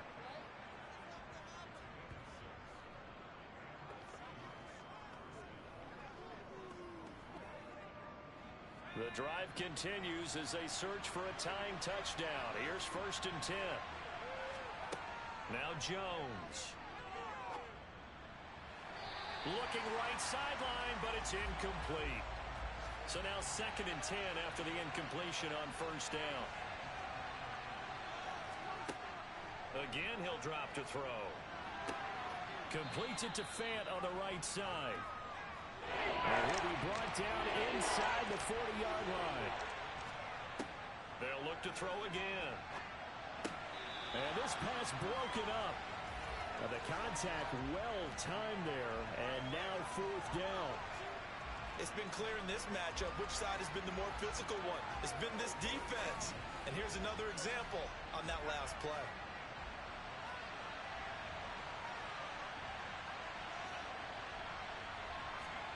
Desperation time now. Here's Jones. On a bad time late for a poor throw. It's intercepted. And the Falcons will take over here just shy of the 30. 4th down. They felt compelled to go for it. And he throws the INT. Yeah, he knows that you can't take a sack there, so he had to try and force one in. Now, this might not be a throw he makes if we're in the 2nd quarter, but he had to take the chance there, and this one wound up being intercepted. Here comes the Atlanta offense now ready to take over here. Another important 4th quarter series coming up. That last INT helping to maintain their slim advantage.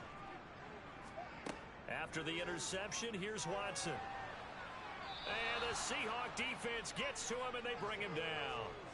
Buried by multiple defenders on the drive's first play.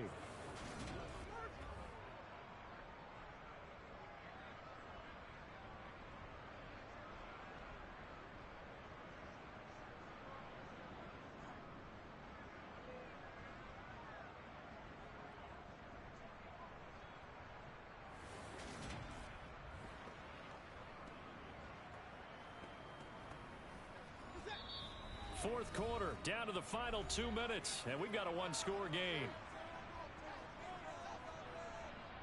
So it's Falcon football as we welcome you back.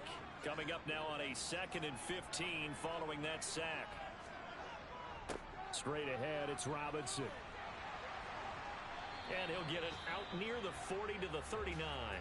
So fresh out of the 2-minute warning, and here's another timeout taken with 1:55 remaining. Now this is a big 3rd down, and you'd have to think we'd see a timeout right away if they can't stop him here. Robinson will try to pick it up. And he's going to have a first down as he's brought down at the 44-yard line. Now the Seahawks call the 2nd of their 3 timeouts, and they'll be disappointed to have to burn one there after giving up the first down. They'll run again here with Robinson. And he sneaks his way forward only for a couple here. 2nd down. Now the defense will burn their 3rd and final timeout as they'll talk things over prior to this upcoming 2nd down play.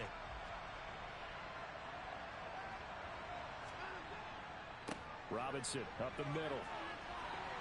And a strong run that time as he's across midfield and down to the 43. 55 rushing yards rushing for him now as he's run it 11 times. That's a nice run right there, able to get to the outside, and so many times defenses say, okay, we've got you hemmed in. But if you're running the football, at least you know where everyone is coming from. You don't have to worry about the backside at all. That allows you to run with a little bit more confidence as you traverse down the field.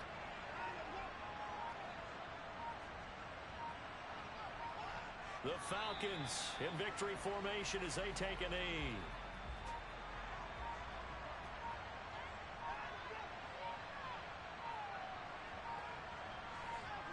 Down to a knee goes Watson, and that should just about do it for this ball game.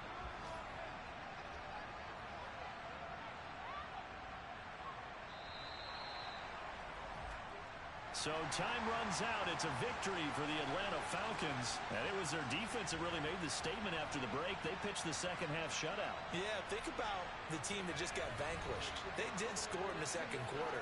Do you think they thought at all that that would be their last points of the game? No, but what a second half. The adjustment, whatever they did in the locker room, it certainly worked. It certainly did, and you're exactly right. Whether it was an adjustment, whether it was just more focus on what they planned to do going in, whether they just played better, whatever it was, it all came together in the second half, and no points were allowed. That's a great way to close them out. So for Atlanta, their playoff champion.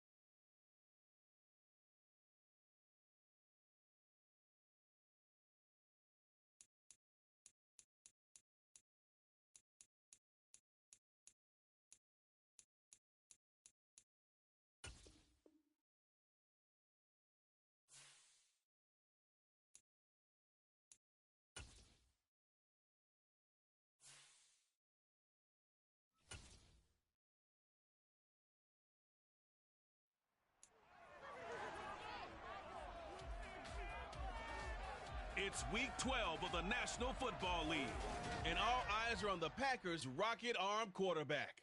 He had a solid performance a week ago, throwing for 3 touchdowns. It's the Packers and the Broncos, and it's kicking off next on Madden NFL 23. We find ourselves at the foot of the Rockies, Denver, Colorado, for this edition of the NFL on EA Sports. Today, it's week 12 of the NFL season, and we've got a good one in store between the Green Bay Packers and the Denver Broncos.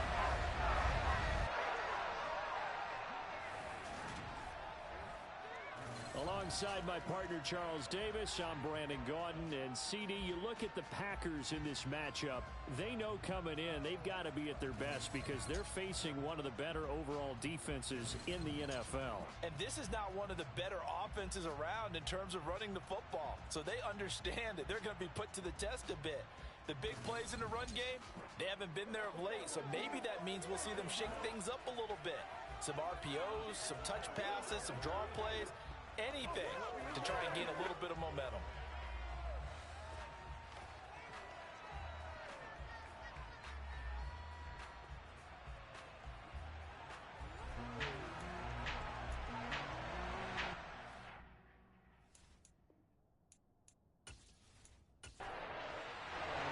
And off we go from Denver. From the 10. And the tackle going to be made right there at the 25-yard line. So here comes the Packers offense now onto the field. And they will be led out by their rookie quarterback. I tell you what, when he is on schedule for that week, secondaries take notice because you've got to stay alert back there on every snap. A truly powerful arm, one that's capable of challenging any level of the defense on any given play. That's why so many scouts preach arm talent when preparing for the NFL draft. A quarterback with arm strength to make every throw in the book, he's an asset to have in any offense. They'll start on the ground here on first down. And some room to maneuver. And they get him down, but not before he takes it across the 40-yard line. That's a good way to start the drive. 17 yards and a first down. Anytime a team goes on the road, there's always that little bit of fear that maybe they can be affected by the hometown crowd. But this is where game planning really came into play. They talked about it all week. Go in there, establish yourselves. Well, that run right there, that slows down the crowd and gives them a lot of confidence. Right back to him on first down. And a good burst there gets him 7 up to midfield. A good run got 7 on first. Here's 2nd and 3. From the midfield stripe, they'll look to throw. That's complete to Dobbs. And he'll be brought down on the other side of midfield at the 43.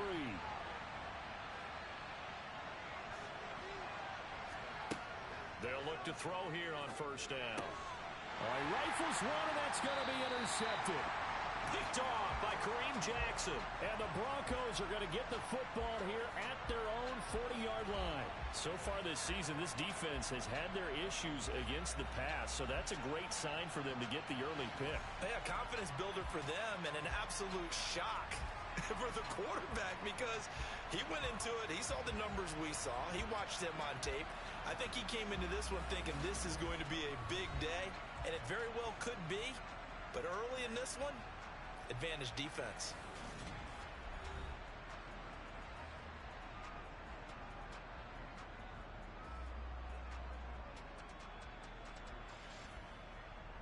Good starting position for the Broncos here as they come up 1st and 10 at the 40. They begin the drive with Williams. And slow going there as he'll only get a yard, maybe, up to the 41.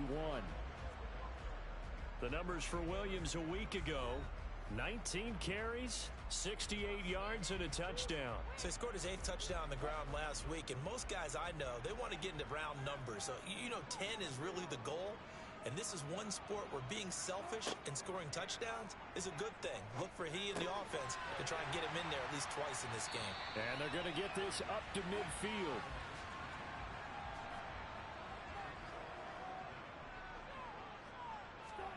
From midfield now, here's Wilson. Man open, he's got it complete to Cortland Sutton. So he'll be stopped here for no gain. And that'll bring up 4th down. Excuse my snarkiness here, but isn't the idea of completing a pass supposed to mean you get downfield and gain yards?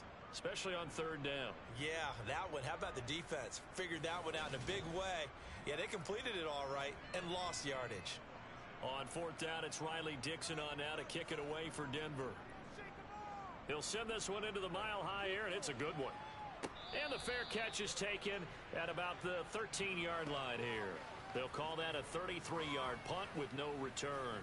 And the Packer drive will start from deep in their own territory with a 1st and 10.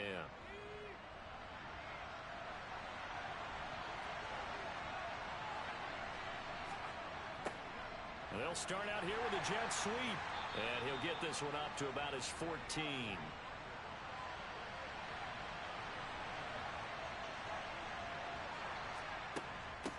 And they'll run on the inside handoff. They follow up the 1st down 1-yard run with a minimal gain of 2. They are in need of 6 yards here if they hope to move the chains. On 3rd down, he'll drop to throw. He's going to launch this deep for Watson. Oh, this is taken in. It's complete. And he's going to get this down inside the 40 before he's finally ridden out of bounds. It's a big play there for Green Bay. 47 yards. Now that one hurts defensively. They force him into 3rd and long, had the advantage, yet they give up the big play right there. Yeah, their offense was already warming up on the sideline, ready to come out. So much for that 3-and-out. So how about that for a chain mover? They're all the way down inside the 40 now for 1st and 10. He'll look to throw. And that's going to be incomplete. Too tough to hold on to that one. It's 2nd down. He'll try again with the arm here on 2nd down. Now they go screen. It's complete. That helps the completion percentage, but not much else, and now it's 3rd and 10. Right where this set of downs started, they need a full 10 here to pick up the 1st down and move the chains. They'll get this complete to Kadarius Toney. And this is going to be another 1st down as they'll make the tackle at the Broncos' 22-yard line. 14 yards that time for number 14. And that's how you shake off the interception you threw on the opening drive, come back and throw another strike and gain nice yardage. And I give credit to 2 people on this one. The man throwing the ball and the person calling the plays. They're not shutting him down early in this game.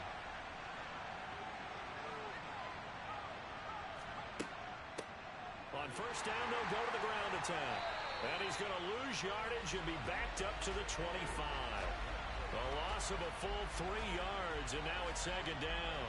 This defense for the Broncos, they put together a strong effort last week in the win over Chicago. And no matter what's done throughout a ball game, it always comes back to blocking and tackling. That's the essence of football.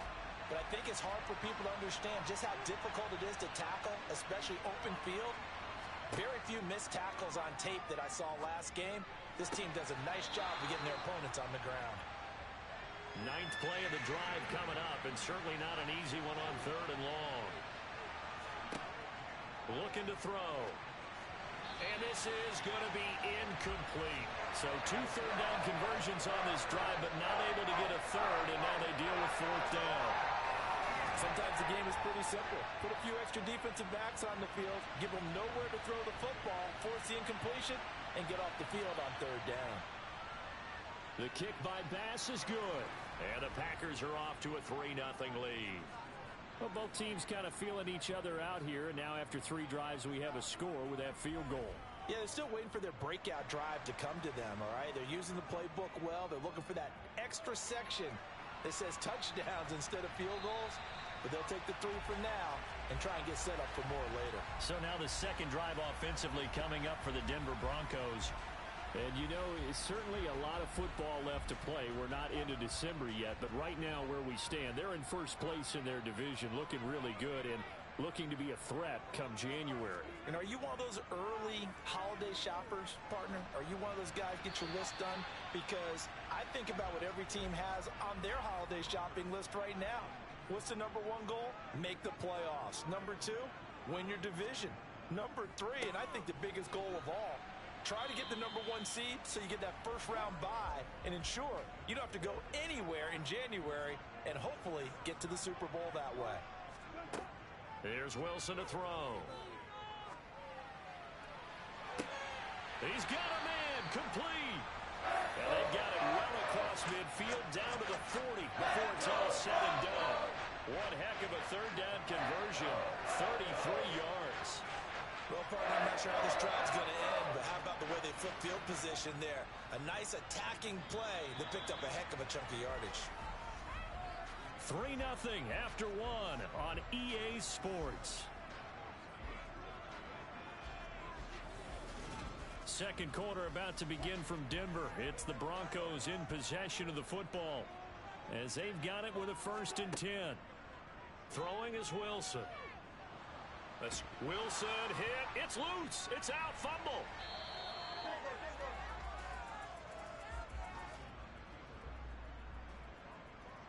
A lot of bad news on that play for them, wasn't there? Lost the football, lost a lot of yardage, but I think the good news outweighs it. Able to retain possession. That was big for them.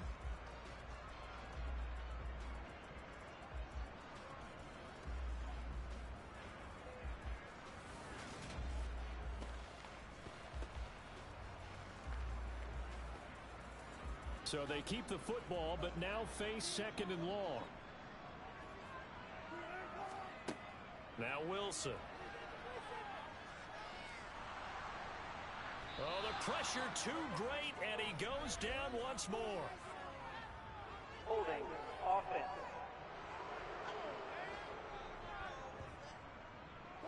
They'll come up now on a 2nd and long after the hold. Following the penalty, it's Williams. And unable to get downhill there as he'll take this up to about the 37. Now on 3rd and forever, he'll look to throw. And he fires one, but incomplete. 4th down, so on is the punter, Riley Dixon.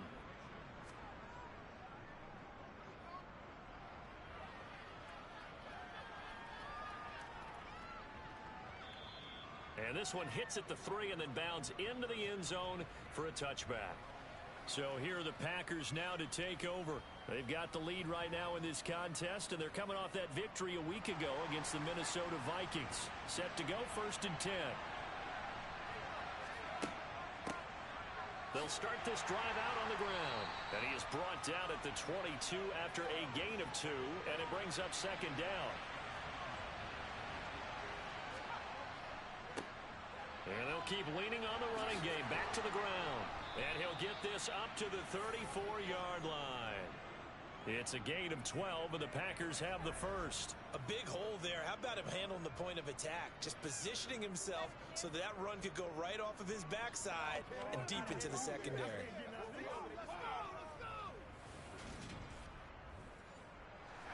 From the 34 now, here's 1st and 10.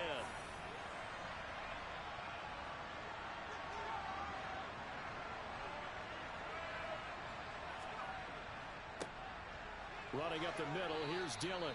He'll get a nice chunk there on the 1st down run, and it's 2nd and 4.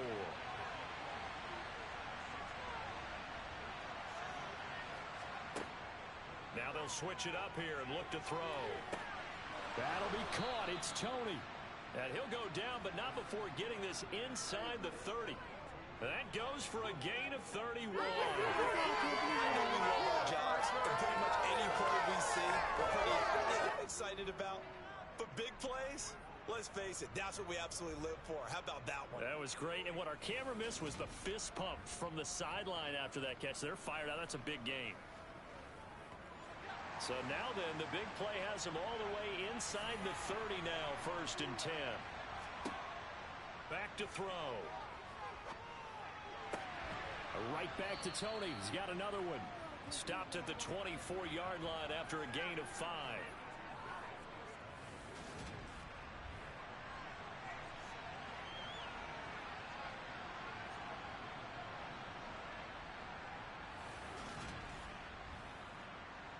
Second down at 5. They're going to look to throw. Quick hitter here. It's complete. And he is out of bounds. Looks like right at the 15. His first catch, good for 9 and a first down.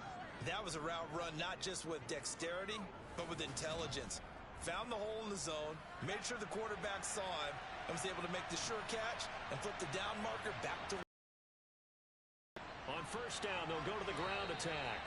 Just a yard on the first down carry, so it's 2nd and 9.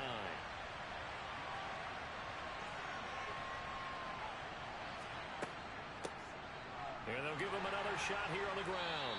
And he'll be taken down here at about the 11. The Packers on 3rd down. They've been okay, 2 for 3 thus far. This is 3rd and 7. And he's got it. It's caught for a Packers touchdown. A great play there. His 6th touchdown of the season. And they are able to add on to their advantage. I'll let you do the analysis, partner, but with every touchdown pass this young quarterback throws and with the success that his team has had, I just continue to be more and more impressed. Let's both do the analysis. Impressed. Aren't we both? Yeah. I mean, and why shouldn't we be? We've seen him improve throughout the year. We've seen him settle in now, and you can see the confidence of the team has grown. His confidence has grown. I think that everyone around this guy feels good about what they've seen, and it's also safe for him when he's driving home to turn on Sports Talk Radio. He's okay. Take it in at the 3. And not much happening on the return as he'll get this to about the 23. And Denver getting set to take the field. Nothing for him yet from an offensive standpoint, down 10-zip as they come up 1st and 10.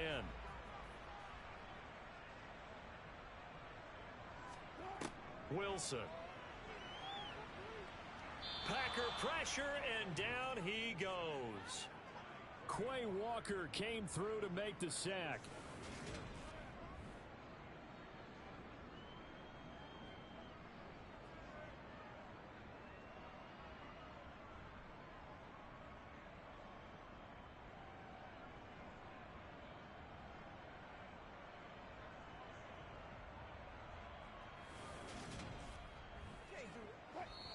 We've hit the 2-minute mark of the first half. 10-0 our score.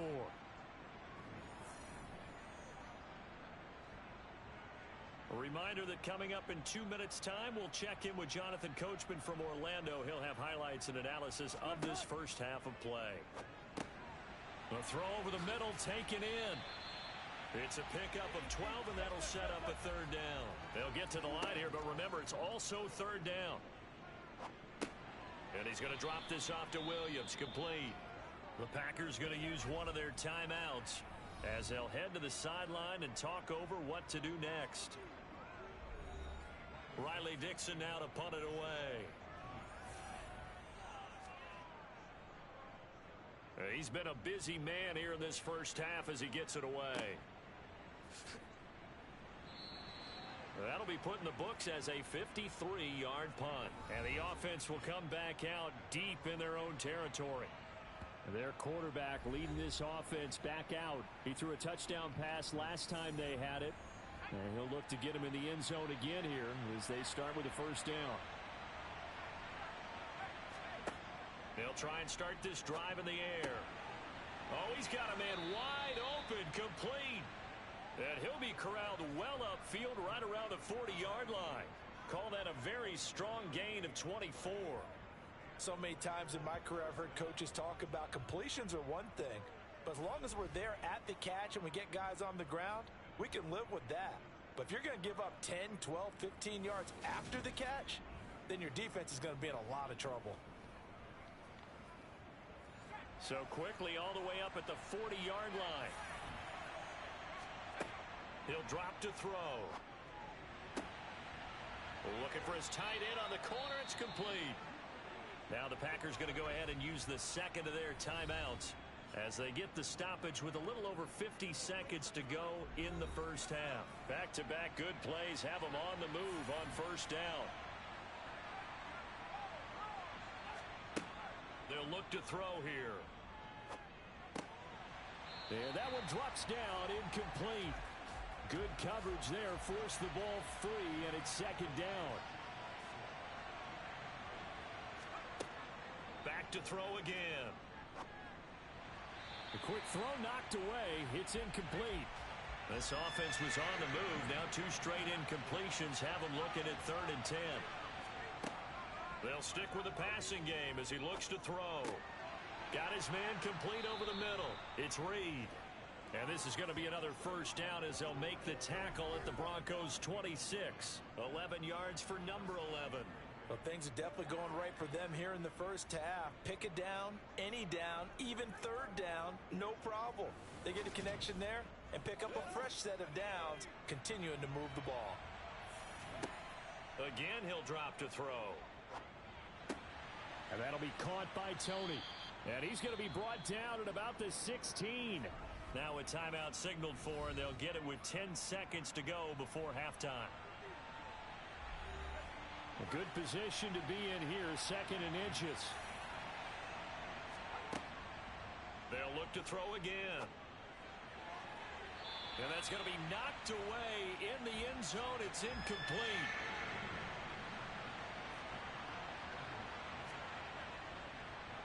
The kick by Bass is good, and that will extend their lead even further. So a capper there to a pretty good first half. And I love the way that they put a chokehold on the clock and pretty much drained everything before they put the field goal on the board as they headed into the half. This will be fielded inside the 5.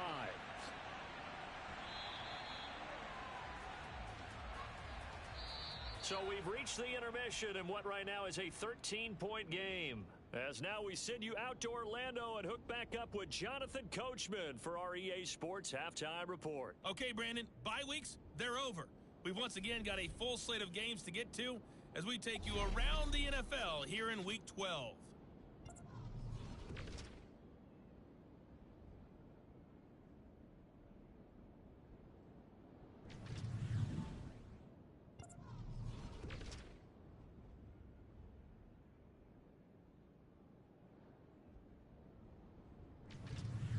Lastly, let's check on one final game for you. And you can see they are scoreless as they play the second quarter.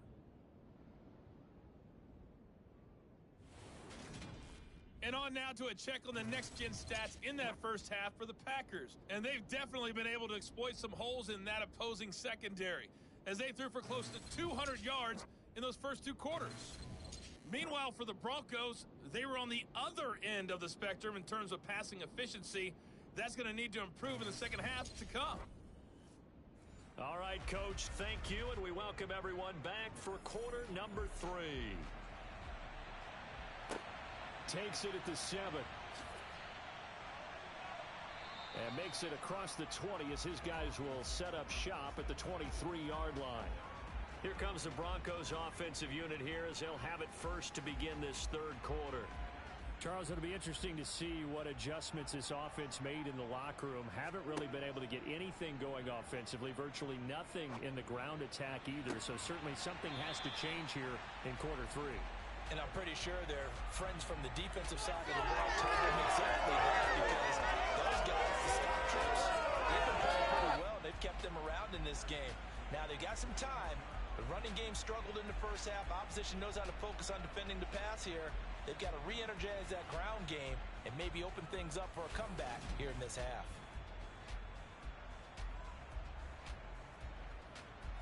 One play has him up past the 40 already, and another 1st and 10.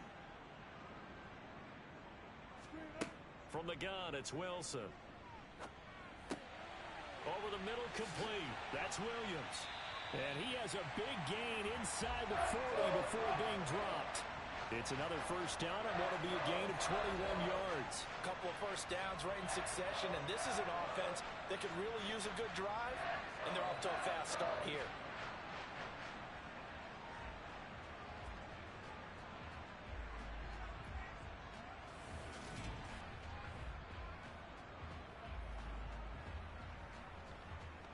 Still in search of their first touchdown of the game, but they're on the move. 1st and 10. Now Wilson. And incomplete on the deep ball. He's had trouble finding open receivers all game, CD, and that's because really there hasn't been any. This defense has been all over them. Yeah, they're one of the better defenses in the league, and every time I talk to someone around the NFL, they all say the exact same thing. They're so fundamentally sound, it's hard to execute against them. On 3rd down, Wilson. This one swung out to Williams. And this play comes to a halt at the 33, and obviously that's well short of the 1st down. 3 yards, all they could muster there, and it'll bring up 4th down. We can make this one pretty simple. Locked up all of his progressions downfield, forced to get it to his running back. But how about the way they ran to the football and knocked him down to force a 4th down?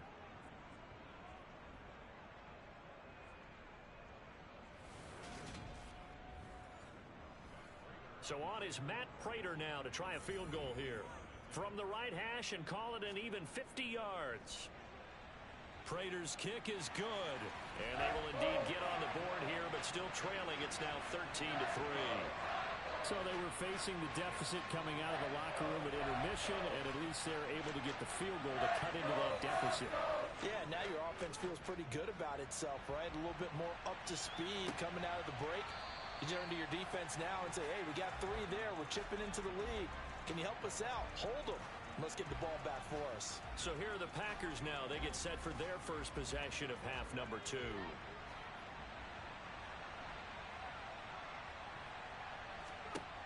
They'll come out throwing here to start the drive. That's complete to Tony. And he's taken down but able to slip across the 35. Solid way to start the drive. 13 yards, picking up the 1st. And now we get into the psychology of the whole thing, because a lot of teams with a 2-score lead in the 3rd quarter, they almost become defensive with their offense, just playing not to lose. I think with this team, you got to figure at this point, this is a great spot for them to go into attack mode, really try and put the hammer down and finish this one off. And a good swarm to the football defensively as they get him down at about the 40.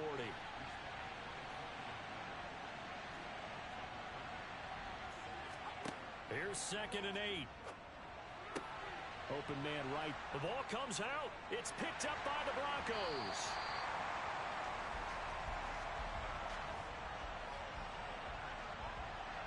Well, you had an offense working with a comfortable 2-score lead here in the 3rd quarter, and certainly doesn't feel as comfortable now following the turnover. Yeah, you're right about that, because now the nerves start to come into play a little bit. You're a little bit jangled. You don't want to give your opponents any avenues to get back into the game. What you'd rather do, put up signs and say, roads closed. So 1st and 10 here for Wilson and the Broncos. At their own 46. He'll set up to throw from the gun. That's going to be complete on the sideline, but, you know, that throw left him no room to run, and the good footwork nearly all for naught. To throw again on 2nd down. Wilson.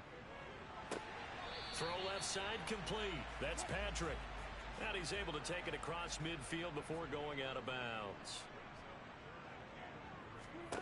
Wilson now to throw on 3rd down.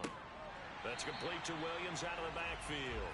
And he will have a Broncos 1st down, although it doesn't appear to be by much. He needed 4, and he got 4 on 3rd down. But they certainly had success throughout this contest, getting him the ball in the passing game, and there he picks up another 1st down. Whatever they saw going into this one, they've been able to capitalize on it, and no adjustment has been made to take it away.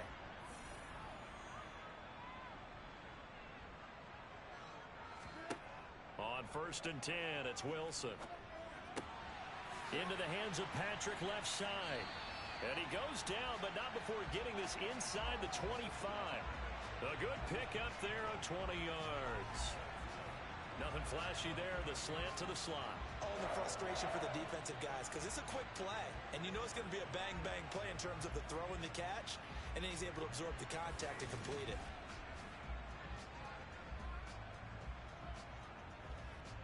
Still in search of their first touchdown of the game, but they're on the move. First and 10. They give it to Williams, running right. Yeah, boy, this defense again really making things tough on him as they stop him for no gain. On second down, here's Wilson. Got his man, it's Williams.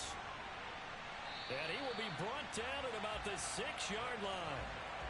18 yards there, and it'll be a first and goal. Now what we're seeing, this is much better from this offense because so far in this game, no touchdown to this point. And what's usually a direct correlation? Very few explosive plays.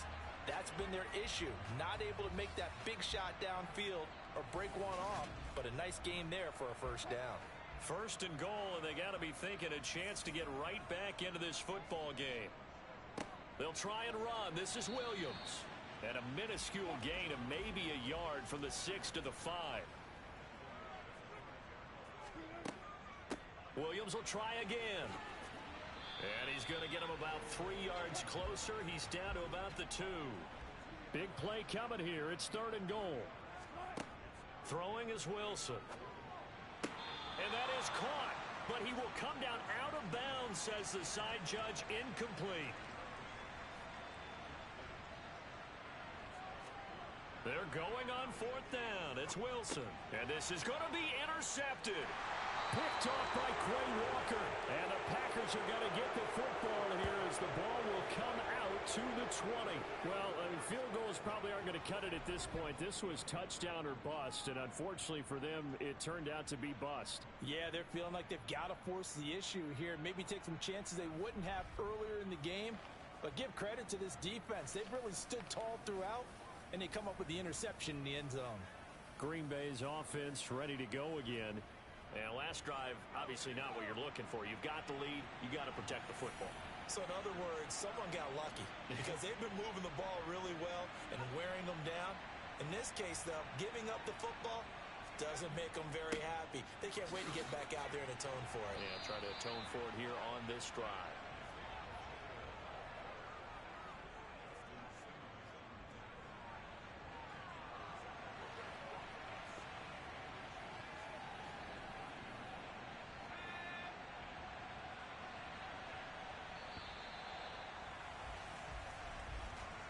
They're not going to get to the line to run another play, so we will switch ends as the third quarter has come to a close.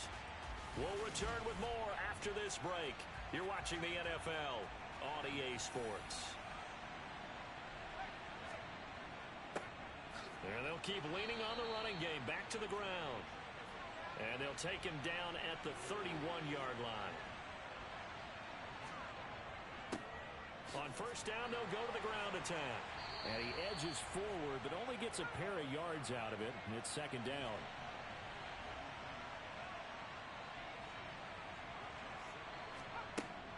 Now they'll switch it up here and look to throw. And he will find his man on the outside.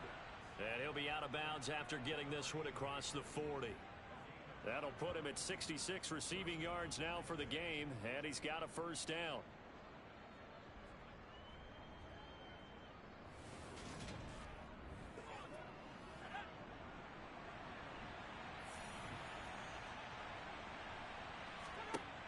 He'll look to throw.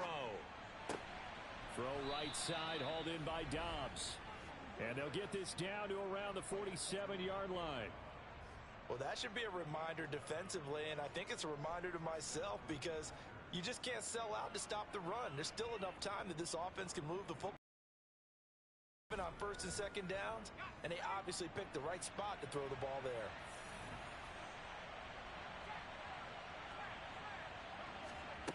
They'll look to throw now on first down. Going to throw right side here, complete. And he'll go down, but not before getting this inside the 30. The end result, 21 yards. These guys are running offense like you drive. The pedal is down, stomp down. How about that? Back-to-back completions. They are rolling. So much for being conservative and running that football.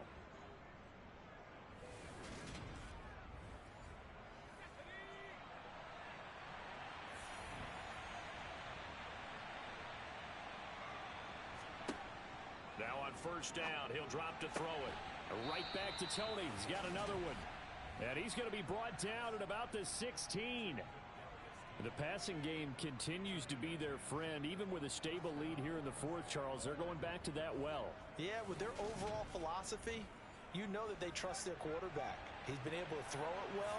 They continue to throw these safe passes. Who can blame them? Hands it off out of the gun. And this time they were ready for him as they'll stop him right at the line of scrimmage.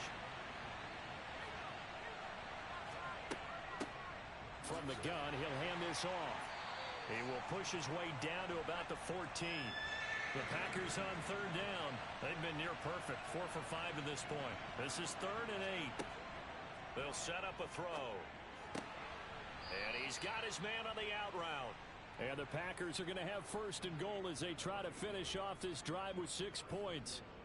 Big hook up there, forced to throw it on 3rd down. The connection's going to keep the drive alive and also keep the clock moving. Yeah, and from a defensive perspective, didn't get a sack, didn't knock the ball free, didn't break up the pass. The clock keeps running on you. You're in a dire situation now. A good chance now to put this game on ice. This is 1st and goal. They'll try and run for it on 1st and goal.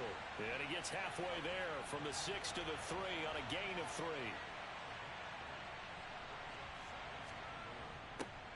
They'll try to run this one in. And he's going to take it in. Touchdown, Packers. A great effort there. With his 2nd touchdown of the game, number 7 on the year. And the Packers are looking to make it 2 straight as they add on to this 4th quarter lead.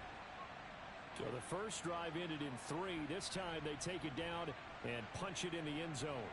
So that first drive felt like they were just gathering knowledge, didn't it? Just enough to kick the field goal on the first one. And the second time they put it all together and got it all the way to the end zone. Tyler Bass now for the point after.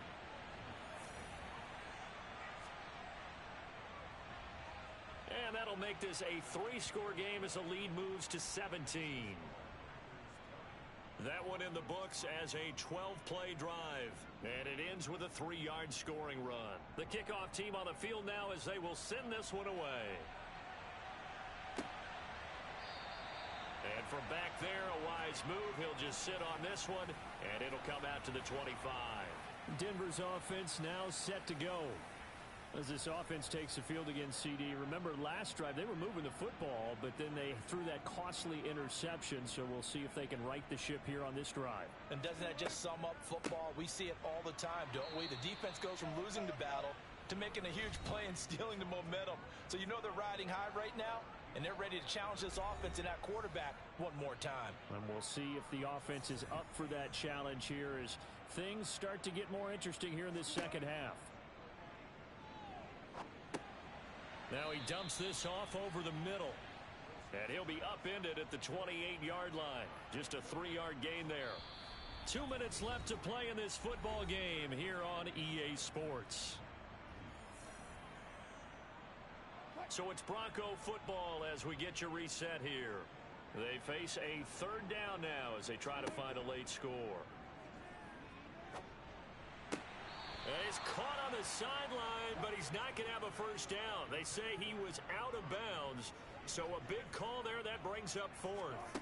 Here we go. It's Wilson on 4th down. He's going to let it fly. And he knocks the ball away, and it falls incomplete. They had to go for it with such little time remaining. And the Packers are going to get the football back in excellent field position. So they tried to go for it for pride, but it really wouldn't have mattered. This one, it was already determined. No doubt about it. This one was over a while ago. As the offense reemerges, there's wide receiver Kadarius Toney leading him out. And I know that they've double-teamed him a couple times, but not a ton. Whatever they're doing isn't working. He's up over 100 yards. We'll see how they adjust. And when they do that, they weaken their defense in other places as well. And how many times have we done games where we've seen a guy have a big game like this, but it's usually not by himself, is it? Right. Usually it opens it up for other people to have big games as well. They'll try and run some clock here as they keep it on the ground. Down right around the 25.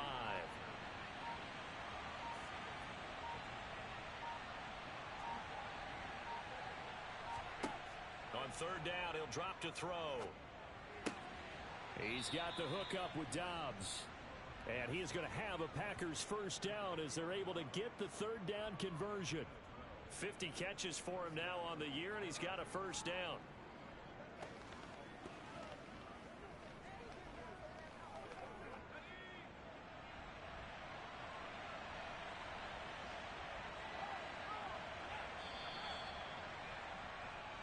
So it's all over. A Green Bay victory, and they were spurred on by a strong performance in that fourth quarter as they held their opponents off the scoreboard. Everyone wants to pitch a shutout for the entire game, but when you throw one in the fourth quarter, that tells everyone that you're getting stronger and dominance is starting to take over, right? The way that you close, the way that you finish, that gets preached to you from the time you're playing Little League football all the way up through, and they closed them out with a big-time performance down the stretch. So for the Packers, they keep pace in the playoff race as they move to 8-3 on the year. And they will be at home for one next week against the Las Vegas.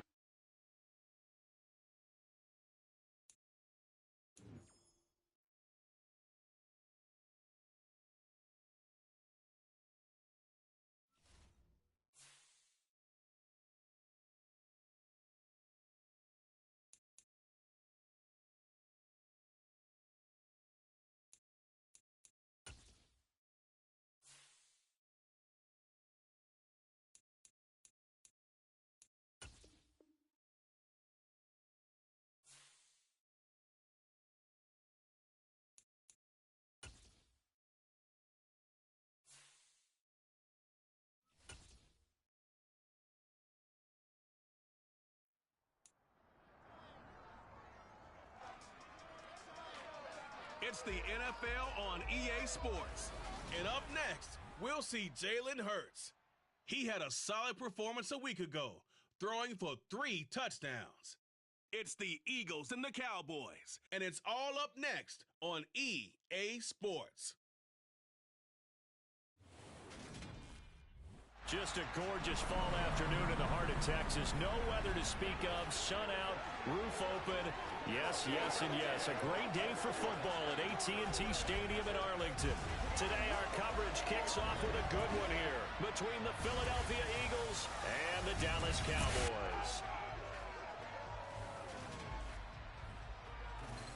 With Charles Davis, as always, I'm Brandon Gaudin. And Charles, you talk about storylines in this one. I think it begins and ends with our 2 quarterbacks, certainly 2 of the best in the business. And nowadays, I don't think you can get by for long periods of time without a top-flight quarterback. The way the game is played, with all the responsibility he has and how the game flows through him, if he's not on the top of his game, your team's not going to benefit at all.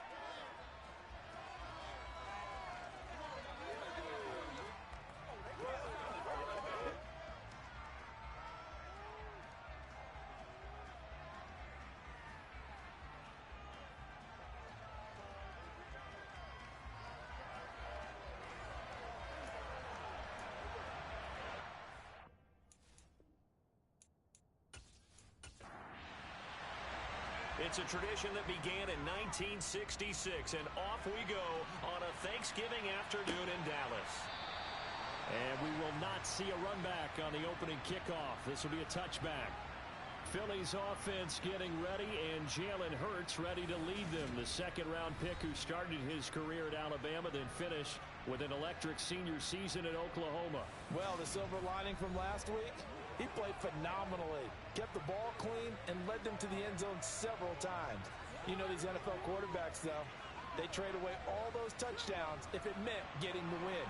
That's his focus this week.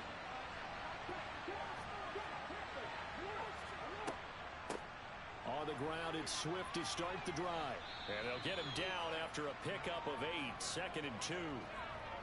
Well, this defense for the Cowboys, they were terrific last week in the victory over Kansas City. Yeah, and what stood out to me on tape, the way they were flying to the football. So that tells me that they've got all their assignments down, and they're playing with extreme confidence.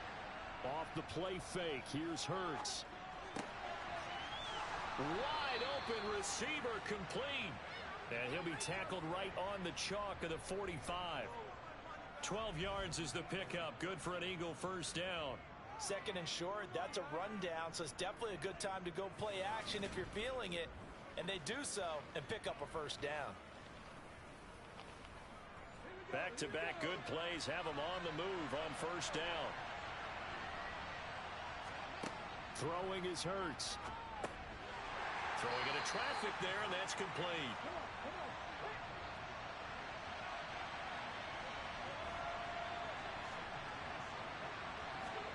From just shy of midfield, Hurts. That's caught by the big tight end, Dallas Goedert. And he's going to have another first down here as the tackle's made at the Cowboys 40. They pick up 12 on the play there, and they move the chains.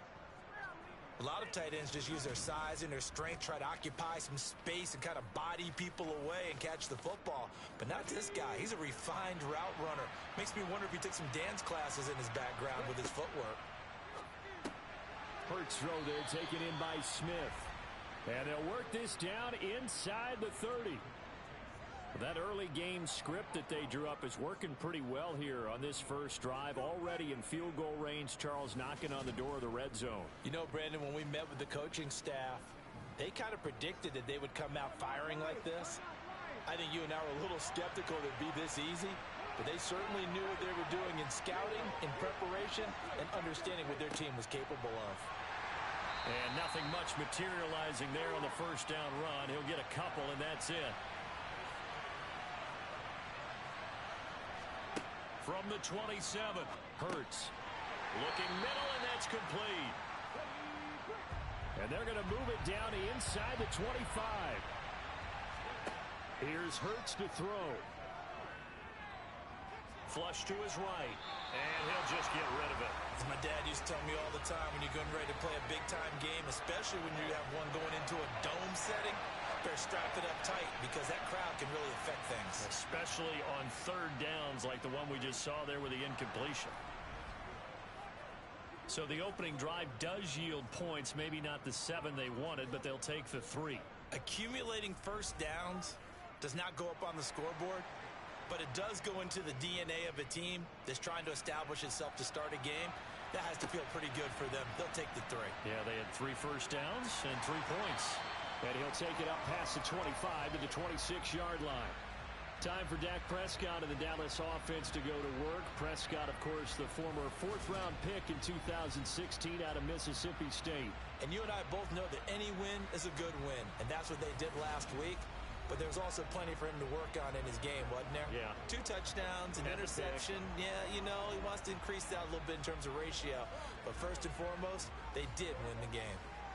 So Prescott and the Cowboys now with a 1st and 10 at their own 26. They'll try and start this drive in the air. And he'll be hit as he releases it, and that'll fall incomplete.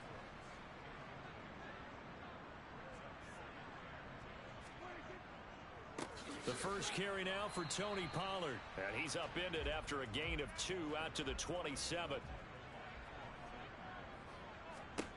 On third down, it's Prescott. It's a short one here, complete to the tight end. And they'll get him down at the 34, and he's going to be short of the first by a few yards. So the completion good for 7 there. And it'll be 4th down. I thought they might take a shot down the field, but instead they ran a little drag route there. I think they were hoping he could catch it and run away from the defender. But a really good job keeping the play in front of them, and they force a 4th down. On 4th down, here's Brian Anger now to kick this one away. He was only asked to punt once in the victory last week as he sends this one away. And a nice special teams job here. This is going to be down inside the 10 at the 7-yard line. Absolutely love the flexibility of these punters. Their leg drive, able to get it way up in the air, and that allows their punt team to get down there and down it inside the 10 because they've had some time. So back onto the field here come the Eagles for their second drive. And they, almost to a man, told us how excited they are to be playing in this traditional Thanksgiving game. But we have to remember, this is a team that lost on Sunday. Now they get a very quick turnaround to play again. How difficult is that to do? It's difficult under any normal circumstance when you're coming off of a loss and you have a quick turnaround. The first thing is to put the loss behind you and move forward. But when you plan on Thanksgiving Day, everyone's watching you. It's an added bonus, though, because now you put the loss behind you. Get that taste out of your mouth, because the taste you want is victory, turkey, and pumpkin pie. And this turns into disaster. He's not going to get forward progress. That'll be a safety. The goal here is about getting any kind of positive yardage in this spot, because you don't care who, you don't care how. You just want to try and buy a little space and get away from your own end zone. But in this spot, the defense was all over that play and equally motivated to stick them with a safety.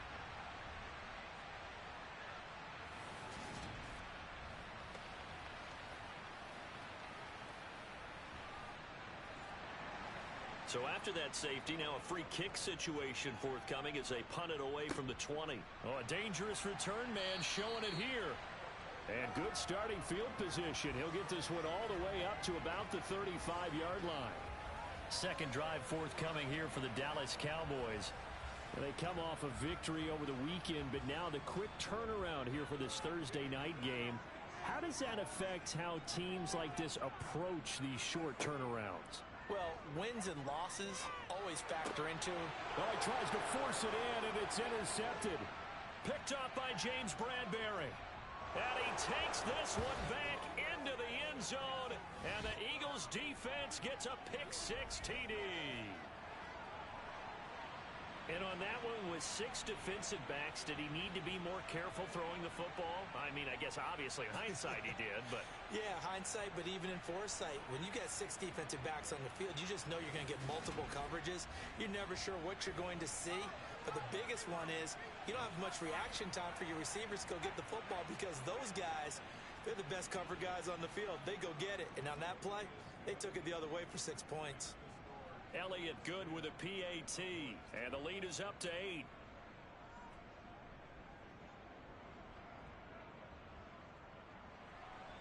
So they throw the pick-6. They'll get another shot at it now as this one's in the air. Fielded just outside the goal line. And he brings us out past the 20 to the 24. And now here come the Cowboys.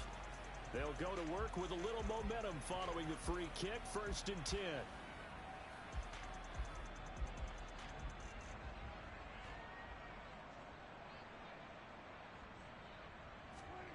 Back to it after the pick-6. Prescott. He's going to find Gallup here complete.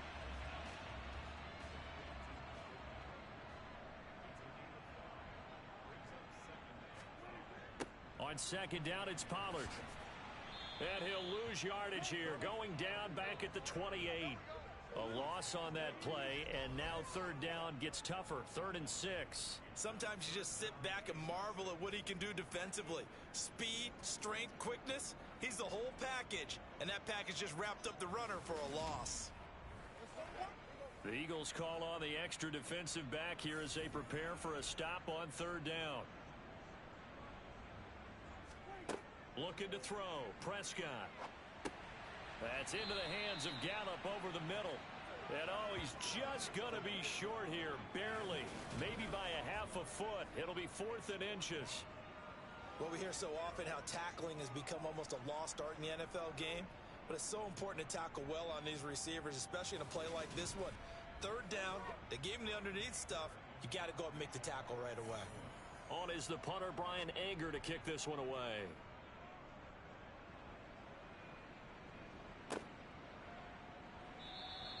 It's a 4-yard return following a punt of 49. And it will be Eagles football, 1st and 10. Now Philadelphia ready to get going on offense again. And they come into this one off the loss over the weekend. But you say if you're going to play a Thursday night game, this is the week to do it. It certainly is, because you get right back out there. You don't have time to dwell on things. And look, your game plan is going to be a little more limited, but so is theirs. So that's when you just appeal to your top players. Guys, You make plays in this one, we out-execute them, we can walk away with a win. We are in for a good one as we're through one on EA Sports. Start of the second quarter, and it's the Eagles in possession as they've got a 2nd and 8 forthcoming. Now the pressure comes, and he goes down just inside the 10, back at the 9. Micah Parsons in there to get him, and on the season now, that is 9 sacks for him. Okay, I'm not sure you could actually draw up a better pass rush than that one right there. Nowhere to go outside. He had to keep backing up and backing up and backing up. Eventually dropped for a huge loss.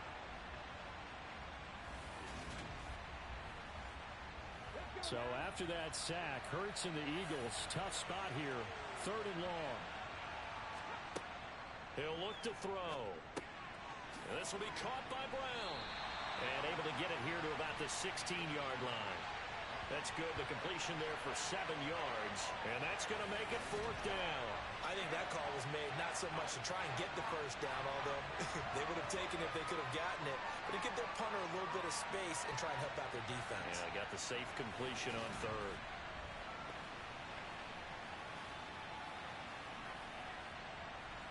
Here's Aaron Sifos out now to punt on 4th down. And just a single punt for him in the loss last week as he sends this one away. It'll be a 39-yard punt, 4 on the return, and the Cowboys will take over the football with a 1st and 10. Dallas offense set for this next drive. And they have the game here followed by the open date on their calendar next weekend. And Charles, this is a crew that you have to think really is relishing the opportunity to be on the couch for a few days. Yeah, they certainly are, but let's face it, partner. They can't get caught looking ahead to that couch time while they're playing this one. They've got to take care of business first. 15 yards is the pickup there, and the drive starting very nicely. 1st down. But one of the ways that quarterbacks keep all the receivers alive in a play, never lock in on any one guy. Make sure you keep your eyes moving, scan the field. And here he finds the open guy for a nice pickup. Prescott off play action. Swinging this out for Pollard. And he'll be taken down here just shy of the 30.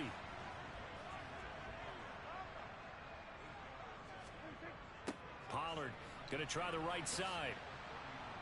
And he'll only get a yard to bring up 3rd and 1. They'll come to the line, needing only 2 yards to gain the 1st here. Prescott on 3rd and 2. It's hauled in by Brandon Cooks. And he will have a Cowboys 1st down as they're able to get the 3rd down conversion. The Cowboys had 8 and 3 now. And they were winners their last time out, so they'll be looking to make it 2 in a row. And so much about football, partner, comes down to mindset. Being in the right frame of mind, and the best way to get in that good frame of mind, winning. So they come in feeling good. They've got the home crowd behind them. I think they're going to be tough to beat in this one. On 1st and 10, Prescott. And it'll be intercepted. The safety, Terrell Edmonds, picks it. And the Eagles are going to take possession here. It's a touchback, and they'll take over at the 20-yard line. That's a beautiful read there by the safety. It's zone coverage, so he's just going to sit back and watch. He knows he can't get beat deep because he has the end line to protect him. So he can react to everything in front of him, and he makes a great break on the football and comes down with the interception. So here are the Eagles to take over. They were losers last time out to the 49ers, but right now they're on the right side of the scoreboard as they start out 1st and 10.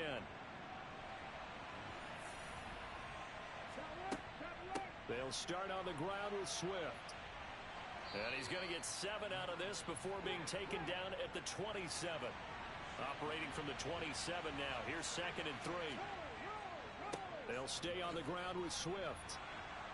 And he's able to get out to the 32, brought down there. From the 32 now, here's 1st and 10. Hurts.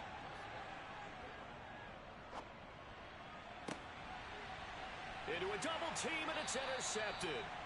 picked off by Trayvon Diggs. And the Cowboys are going to get the football here at their own 40-yard line. The one side gets an interception, but their defense comes on the field and picks them right back up by getting a pick of their own. And I think you saw the same thing that I did, Brandon. As he ran off the field after making that play, we saw his quarterback seek him out and offer a personal thank you to bail him out a little bit as the offense takes the field again. And now Dallas gets set to take the field. They'll start at the 40, so great starting field position following the interception. Good starting position for the Cowboys here as they come up 1st and 10 at the 40. Meanwhile, Dak's throw taken in there by Cooks. And they'll get to him after a gain of 7 to the 47. They run straight ahead here with Pollard. And a good push there defensively as they stop him at the 48. A gain of just 1. Third and short yardage, Prescott. And that is incomplete. Oh, he had a defender right there with him to force that to the ground. And 4th down now coming up. That's an excellent job right there on 3rd down. Like any defense, you never want to let them get anything started, and that would have been a 1st down. Instead, you saw the contact on time, no penalty, and before this drive could get wings, it's 4th down. Anger is on to punt, and he gets this one away. Calls for the fair catch, makes the fair catch just inside the 15-yard line. Now Hurts will turn and signal for a timeout. So as they take it over, we step aside.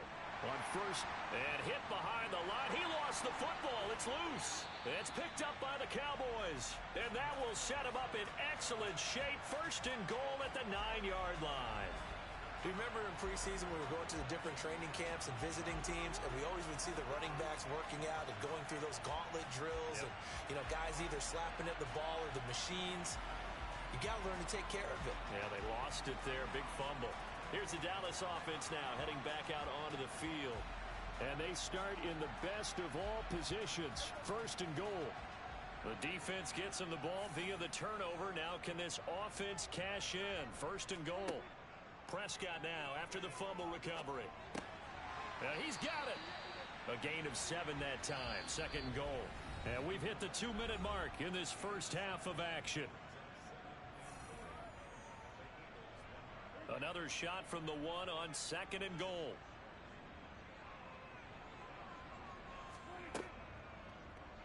Dak's going to keep it. And he'll take it into the end zone for a Cowboy touchdown. Dak Prescott keeping it himself from a yard out. And the Cowboys have cut the lead back down to 2. Partner, wasn't that long ago that when I talk with these NFL coaches about different innovations in the college game, you can see their eyes roll and they just shut down right away. Don't bring me that Joe College stuff. Well, guess what? The college game has definitely infiltrated its way into the NFL. Yeah, and these guys, when you're seeing the option defensively, you got to stick to your assignments. I know that's cliche. They didn't do it there. And option football means exactly what you just talked about, assignment football for defenders. And that drives them crazy because you have to think your way through a play as opposed to just reacting and making the play.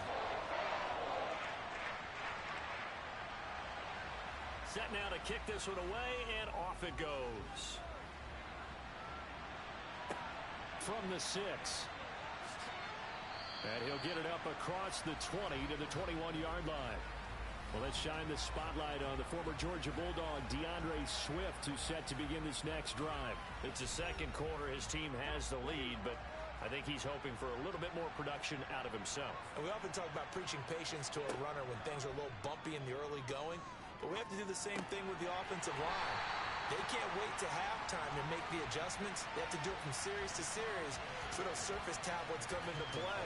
Check out what the defense is doing and see if they can find a better way to run it. So they search for that patience here now. Heck of a play there to get to him quickly and get him down for a loss. I think they did a really nice job getting ready for this game, scouting, watching film, and understanding defensively what the play design was. Hurts got him in. It's Brown. And he's got it past the 30 before he's hit and dropped. Hurts connecting there with Brown for the Eagles first. Good strong throw and catch right there. And so far in this game, The alleys have been open for them to get completions, and they're taking advantage of it. The Eagles going to take the first of their timeouts as they'll stop it with just over a minute to go before halftime. Line of scrimmage, the 31 now on 1st and 10. Hurts sets up to throw it. And a quick throw here, that's complete. Now another timeout called for by the offense as the stoppage will come with a little under a minute to go in this first half.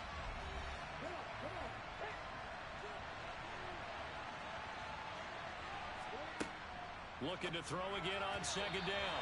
Hurts, and this throw a bit late as he couldn't reach back for it. They come up to the line now facing a 3rd and 10 after the incompletion.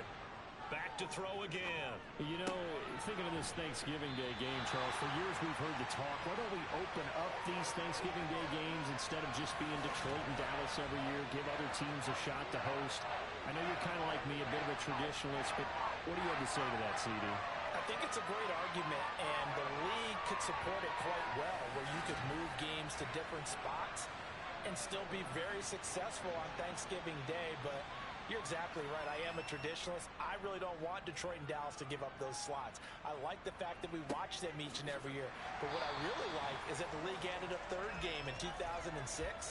And usually it's division rivals, but that's the 3rd one of the day, and it caps off a great day of football.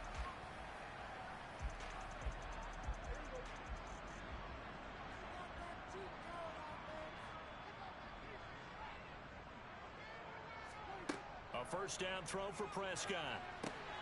They'll try and set up the screen. It's complete. Now the Cowboys going to burn the first of their timeouts as the clock will stop with 37 seconds to play in this first half.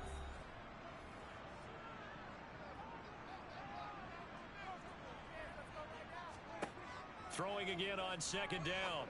Prescott firing quickly here, and that's complete. They'll get to the line here, but remember, it's also 3rd down.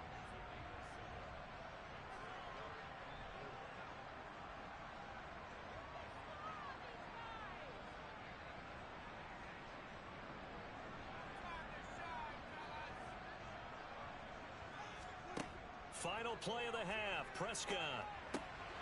Open man Lamb. It's complete. And he will have a Cowboys 1st down as they're able to get the 3rd down conversion. So we've hit halftime on Turkey Day here in Dallas. As we'll get you over to Orlando, where standing by is Jonathan Coachman. He has our EA Sports halftime report. All right, Brandon, thanks very much. Happy Thanksgiving once again from our gang here in Orlando to yours. We'll get back to AT&T Stadium in a minute, but first, let's take a look at what's coming up later this holiday weekend. Some great games still to come, and I think we highlighted one of the better ones right there as they'll square off against the LA Chargers. In the late afternoon games, the place to be might very well be Denver, Colorado, where it'll be the Broncos taking on the Green Bay Packers.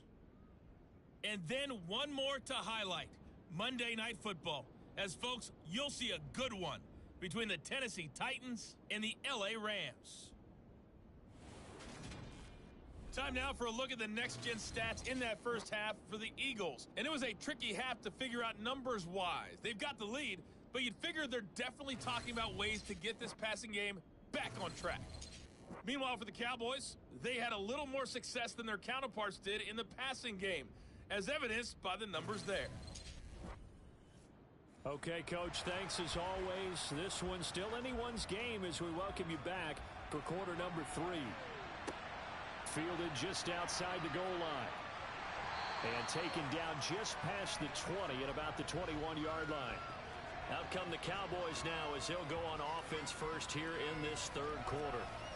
This offense, Charles, had a strong first half throwing the football, at least in terms of yardage, but that hasn't translated so far on the scoreboard as they begin the third quarter here, trailing and looking for a little momentum. Yeah, you're right about that because, let's face it, in the first half, most of their focus was in the passing game. And to their credit, resulted in a healthy amount of yardage. So I would think that at halftime, they're going to anticipate that defense loosening up a little bit to try to cover the passing lanes.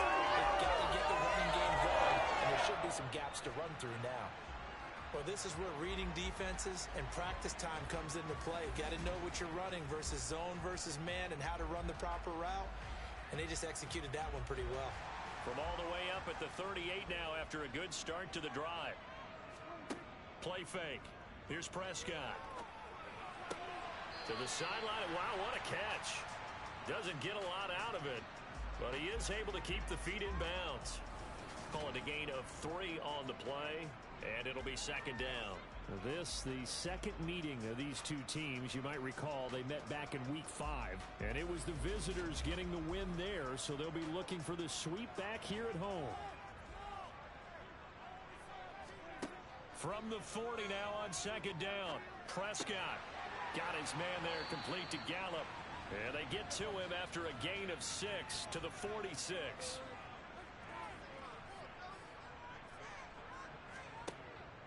Trying to run for it with Pollard. Just a gain of a couple, but good enough to keep the drive rolling.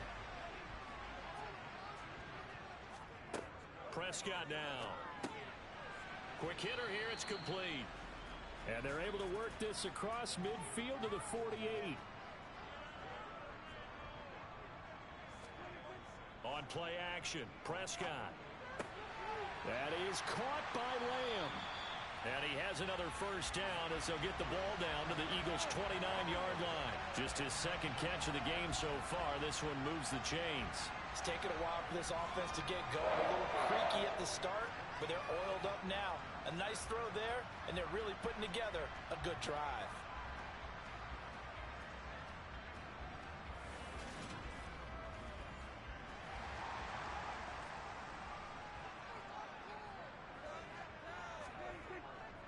They'll go with Pollard here on first down. Down at the 25. Following the pickup of 4, here's second and 6.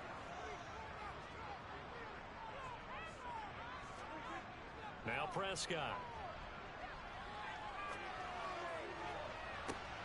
And that's going to wind up incomplete. However, we do have a flag down.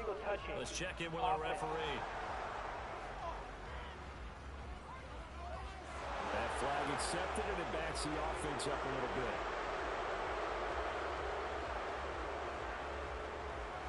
So it's 3rd and 6, and this will be the 8th play of the drive. Prescott to throw it. Eluding the pressure right. That is caught inside the 5. And they do get him down, but not before he's able to slip it inside the 5-yard line. They're able to convert on 3rd down, and that sets up a 1st and goal. And that could be one of those turning point plays in a ball game. A field goal gets you the lead here, but they want to make a statement and get 6 points. And they're certainly going to get that opportunity as they get the conversion and set up 1st and goal. Pollard is in. Touchdown, Dallas. So, partner, was a passing game that drove them down the field, but when they get close, they trust that man in the backfield, and he took them home. And they trust their offensive line as well, because so many of these units, they specialize in either pass protection or run blocking. This group shows its versatility and gets both done on this drive.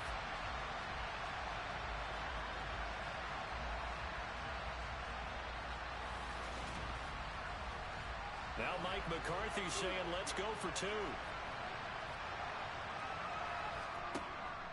They're going to try and run. And this has been a familiar sight all afternoon as they stop him behind the line. I have to admit, I love the excitement of a 2-point try. You know, to see what's going to happen, and it happens pretty quickly, doesn't it? You get an answer, and in this case, it was unsuccessful for the guys trying it. Completely unrelated. I just realized that I stole both of your pins in this last half of the game. My bad, partner. Hey, that's okay. Well, and just in the time they went for 2. The kickoff unit is out on the field, and they will send this one away. Takes it at the 7. And able to get this across the 20, but not much further as he's dropped it to 23-yard line. So here are the Eagles now as they get set for their first possession of the second half. And, Charles, it feels like we're set up for a good second half here. Came out of the locker room, one-score game. Now the lead has already changed hands. Well, this offense, they've got an opportunity right now to take that lead right back. Yeah, and it feels like you're going back and forth, almost a little bit like a tennis match, right? And we're just, our heads just keep moving. Which side has it? Which side's going to score? How are they going to go out doing it? A little bit of a challenge for each side, trying to match each other. Well, that certainly has to feel good. And it's not all the time that the play caller should get all the credit. Sometimes I think in the huddle, the quarterback just says, hey, who's going to make a play for me? I just need something right here. And the end result there, nice first down. Drive keeps moving. And he's got his man in stride, complete. Working with a 2nd and 3. Here's Hurts to throw. Quick slant here to Smith. And he's going to have another first down here as the tackle's made at the Cowboys' 43. 11 yards there as they connect on the quick slant. This has to go down as one of the simpler routes in the playbook, but oh so effective. Nice completion there. Keeps the sticks moving. So from Cowboy territory now, here's 1st and 10 at the 43. The throw over the middle, taken in. And he'll be taken down here just shy of the 30. Even against double coverage, he found enough of an opening for a noticeable gain. 2 guys on him, yet he finds a way to uncover downfield for the completion. Line of scrimmage, the 31 now on 1st and 10.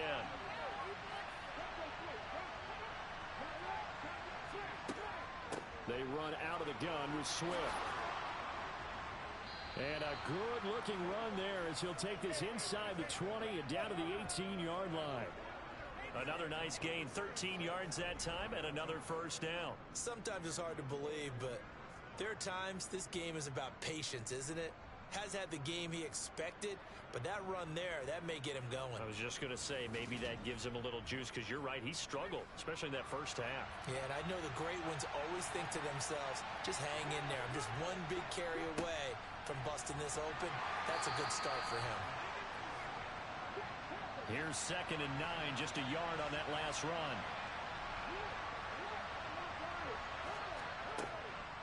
They'll run the draw here with Swift. And that didn't fool anybody. He's going to be dropped in the backfield. It's a loss of a yard, so it's back to 3rd and 10. I see a shake of the head as he gets up, and you've got to imagine he's thinking, guys, you got to help me out. He's hoping his team can read his thoughts because he definitely needs some assistance. Here comes the 8th play of the drive, and they need a full 10 yards on 3rd down. Throwing is Hurts. Smith catches left side. And the Eagles are going to have 1st and goal as they try to finish off this drive with 6 points. We're on to the 4th here on Thanksgiving Day. We'll return with more after this. You're watching the NFL on EA Sports. Back now in Arlington. Only way to get the lead here, of course, with a touchdown. And that's what they're gunning for on 1st and goal. And he's going to press this one forward as they stop him right around the 1.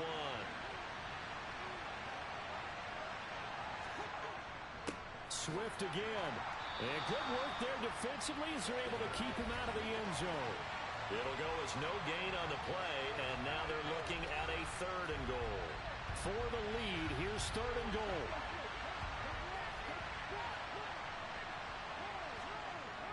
Penny is into the end zone for an Eagle touchdown.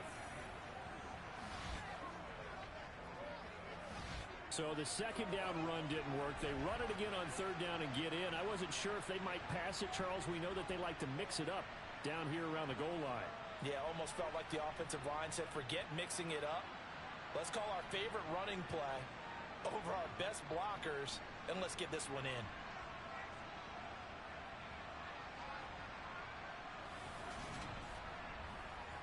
Here we go now as we get set for a big 2-point conversion. Hurts will throw.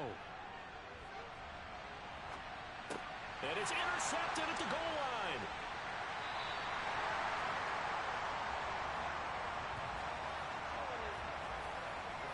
Do you have one of those charts that tells you to go for 2 or go for 1? I don't. I know you do, but I don't care what the the chart says there, you got to kick it, right? I agree totally, because somewhere something's gonna pop out of the chart and say, hey man, just kick the extra point here. You're in good shape. I think they were chasing points there when they didn't need to. Yeah, try to get a little bit greedy, take the lead in the fourth quarter. Now they still trail by 1. Taken in at the 3.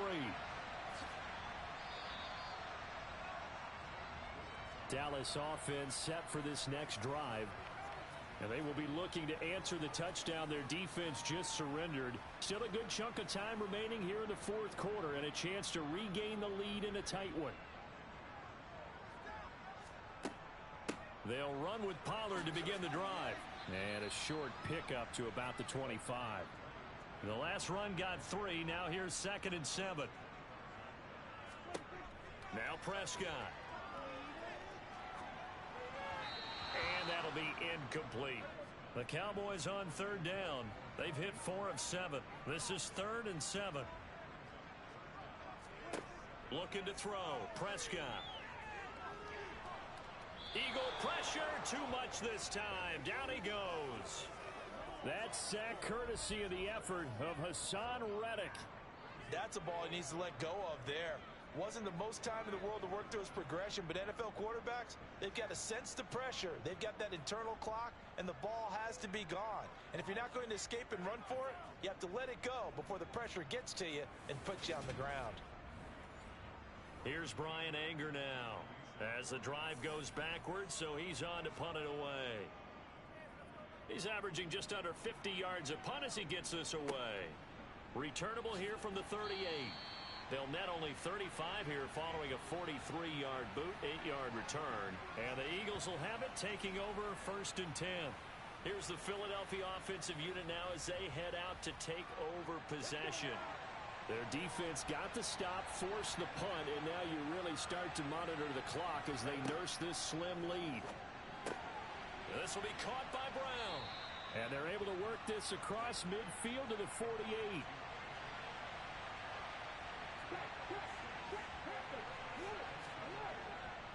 On 2nd down, Swift.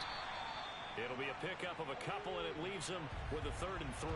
Coming up here looking for 3 yards to pick up the first. On 3rd and short, they'll try and pick it up through the air. He finds his tight end, Goddard. That's complete. Hurts finding Goddard there. 1st down, Philadelphia. And the tight end is certainly a position built to move the chains because they can control space underneath. If they've got good hands, then, of course, they're a dynamic target. But one other thing is they're right in the sight lines of a quarterback on just about every play, and that makes it easier for the quarterback to pick him out and deliver. Both teams working on short rest, but this has been one of the better Thursday night games we've seen as they come up here on 1st and 10. Back to throw here. Man open left side is Brown. And he'll be taken down here just shy of the 30. Well, they obviously read man coverage their partner, and he got downfield, broke down the defender. Made him what do you mean by that, bro? Yeah, he made him think he was going to run a different route. Probably thought he was going to take it upfield. Then he curls back inside for the completion. Swift going to try up the middle. And he finds a little bit of room, enough for 4 yards. It'll be 2nd down. If nothing else, they've already taken a couple minutes off the clock here already as they come up 2nd down. And not able to break away this time as they're going to stop him right around the line of scrimmage.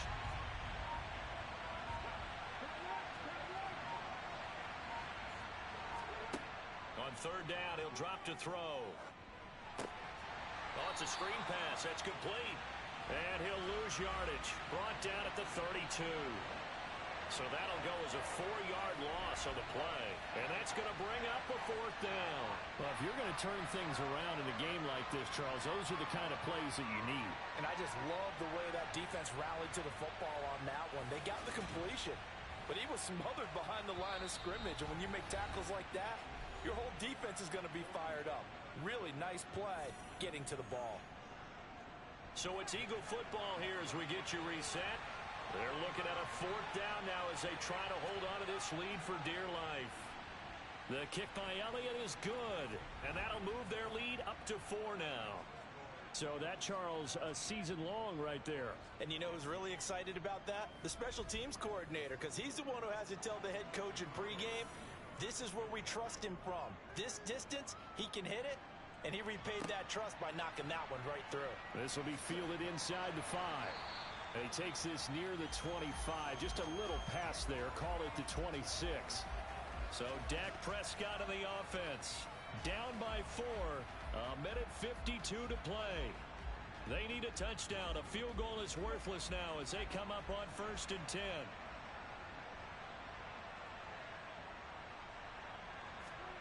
Here's Prescott. Able to find Gallup. And they're able to get this one across the 35. Now Prescott. Flushed out right. And he can't get a throw away. He's taken down. The Cowboys looking to get going again in a hurry. Complete. Pollard.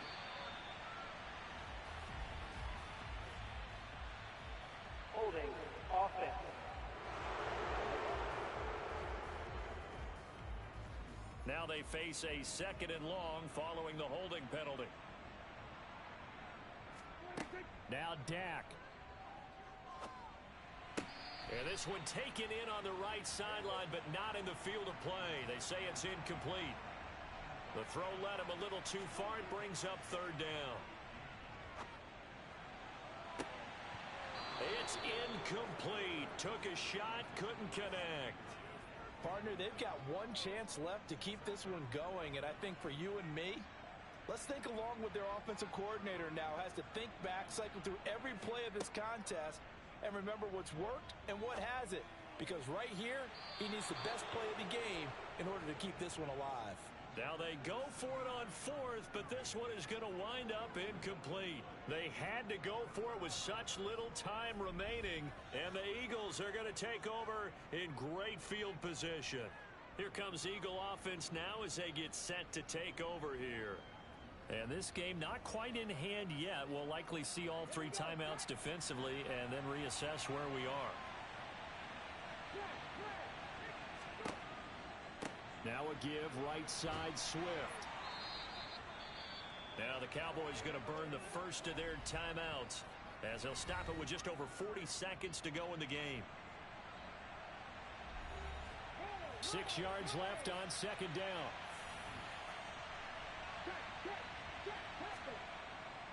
Once again, it's Swift. He will push his way down to about the 14. Now a 2nd timeout called for by the defense as they stop it here with just under 40 seconds to go in the game. And on 3rd down, the Cowboys bringing an extra defensive back. Hurts sets up to throw it. And a quick throw here, that's complete. And the Eagles are going to have 1st and goal as they try to finish off this drive with 6 points.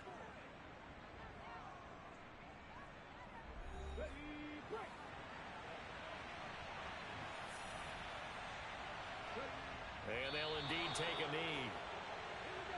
Back at the 5-yard line now, 2nd and goal.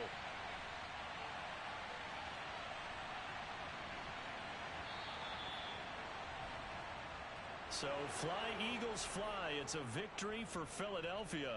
And they were spurred on by a strong performance in that 4th quarter as they held their opponents off the scoreboard. Everyone wants to pitch a shutout for the entire game, but when you throw one in the 4th quarter, that tells everyone that you're getting stronger and dominance is starting to take over, right? The way that you close, the way that you finish, that gets preached to you from the time you're playing Little League football all the way up through.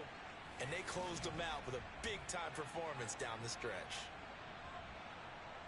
So for the Eagles, the win is their 8th on the year. And they'll get a few extra days to get ready for next week, where they take on the New York Jets. Meanwhile, for the Cowboys, it's a tough one to swallow as they drop back to 8-4 on the year. And they'll get the extra week to think about this one.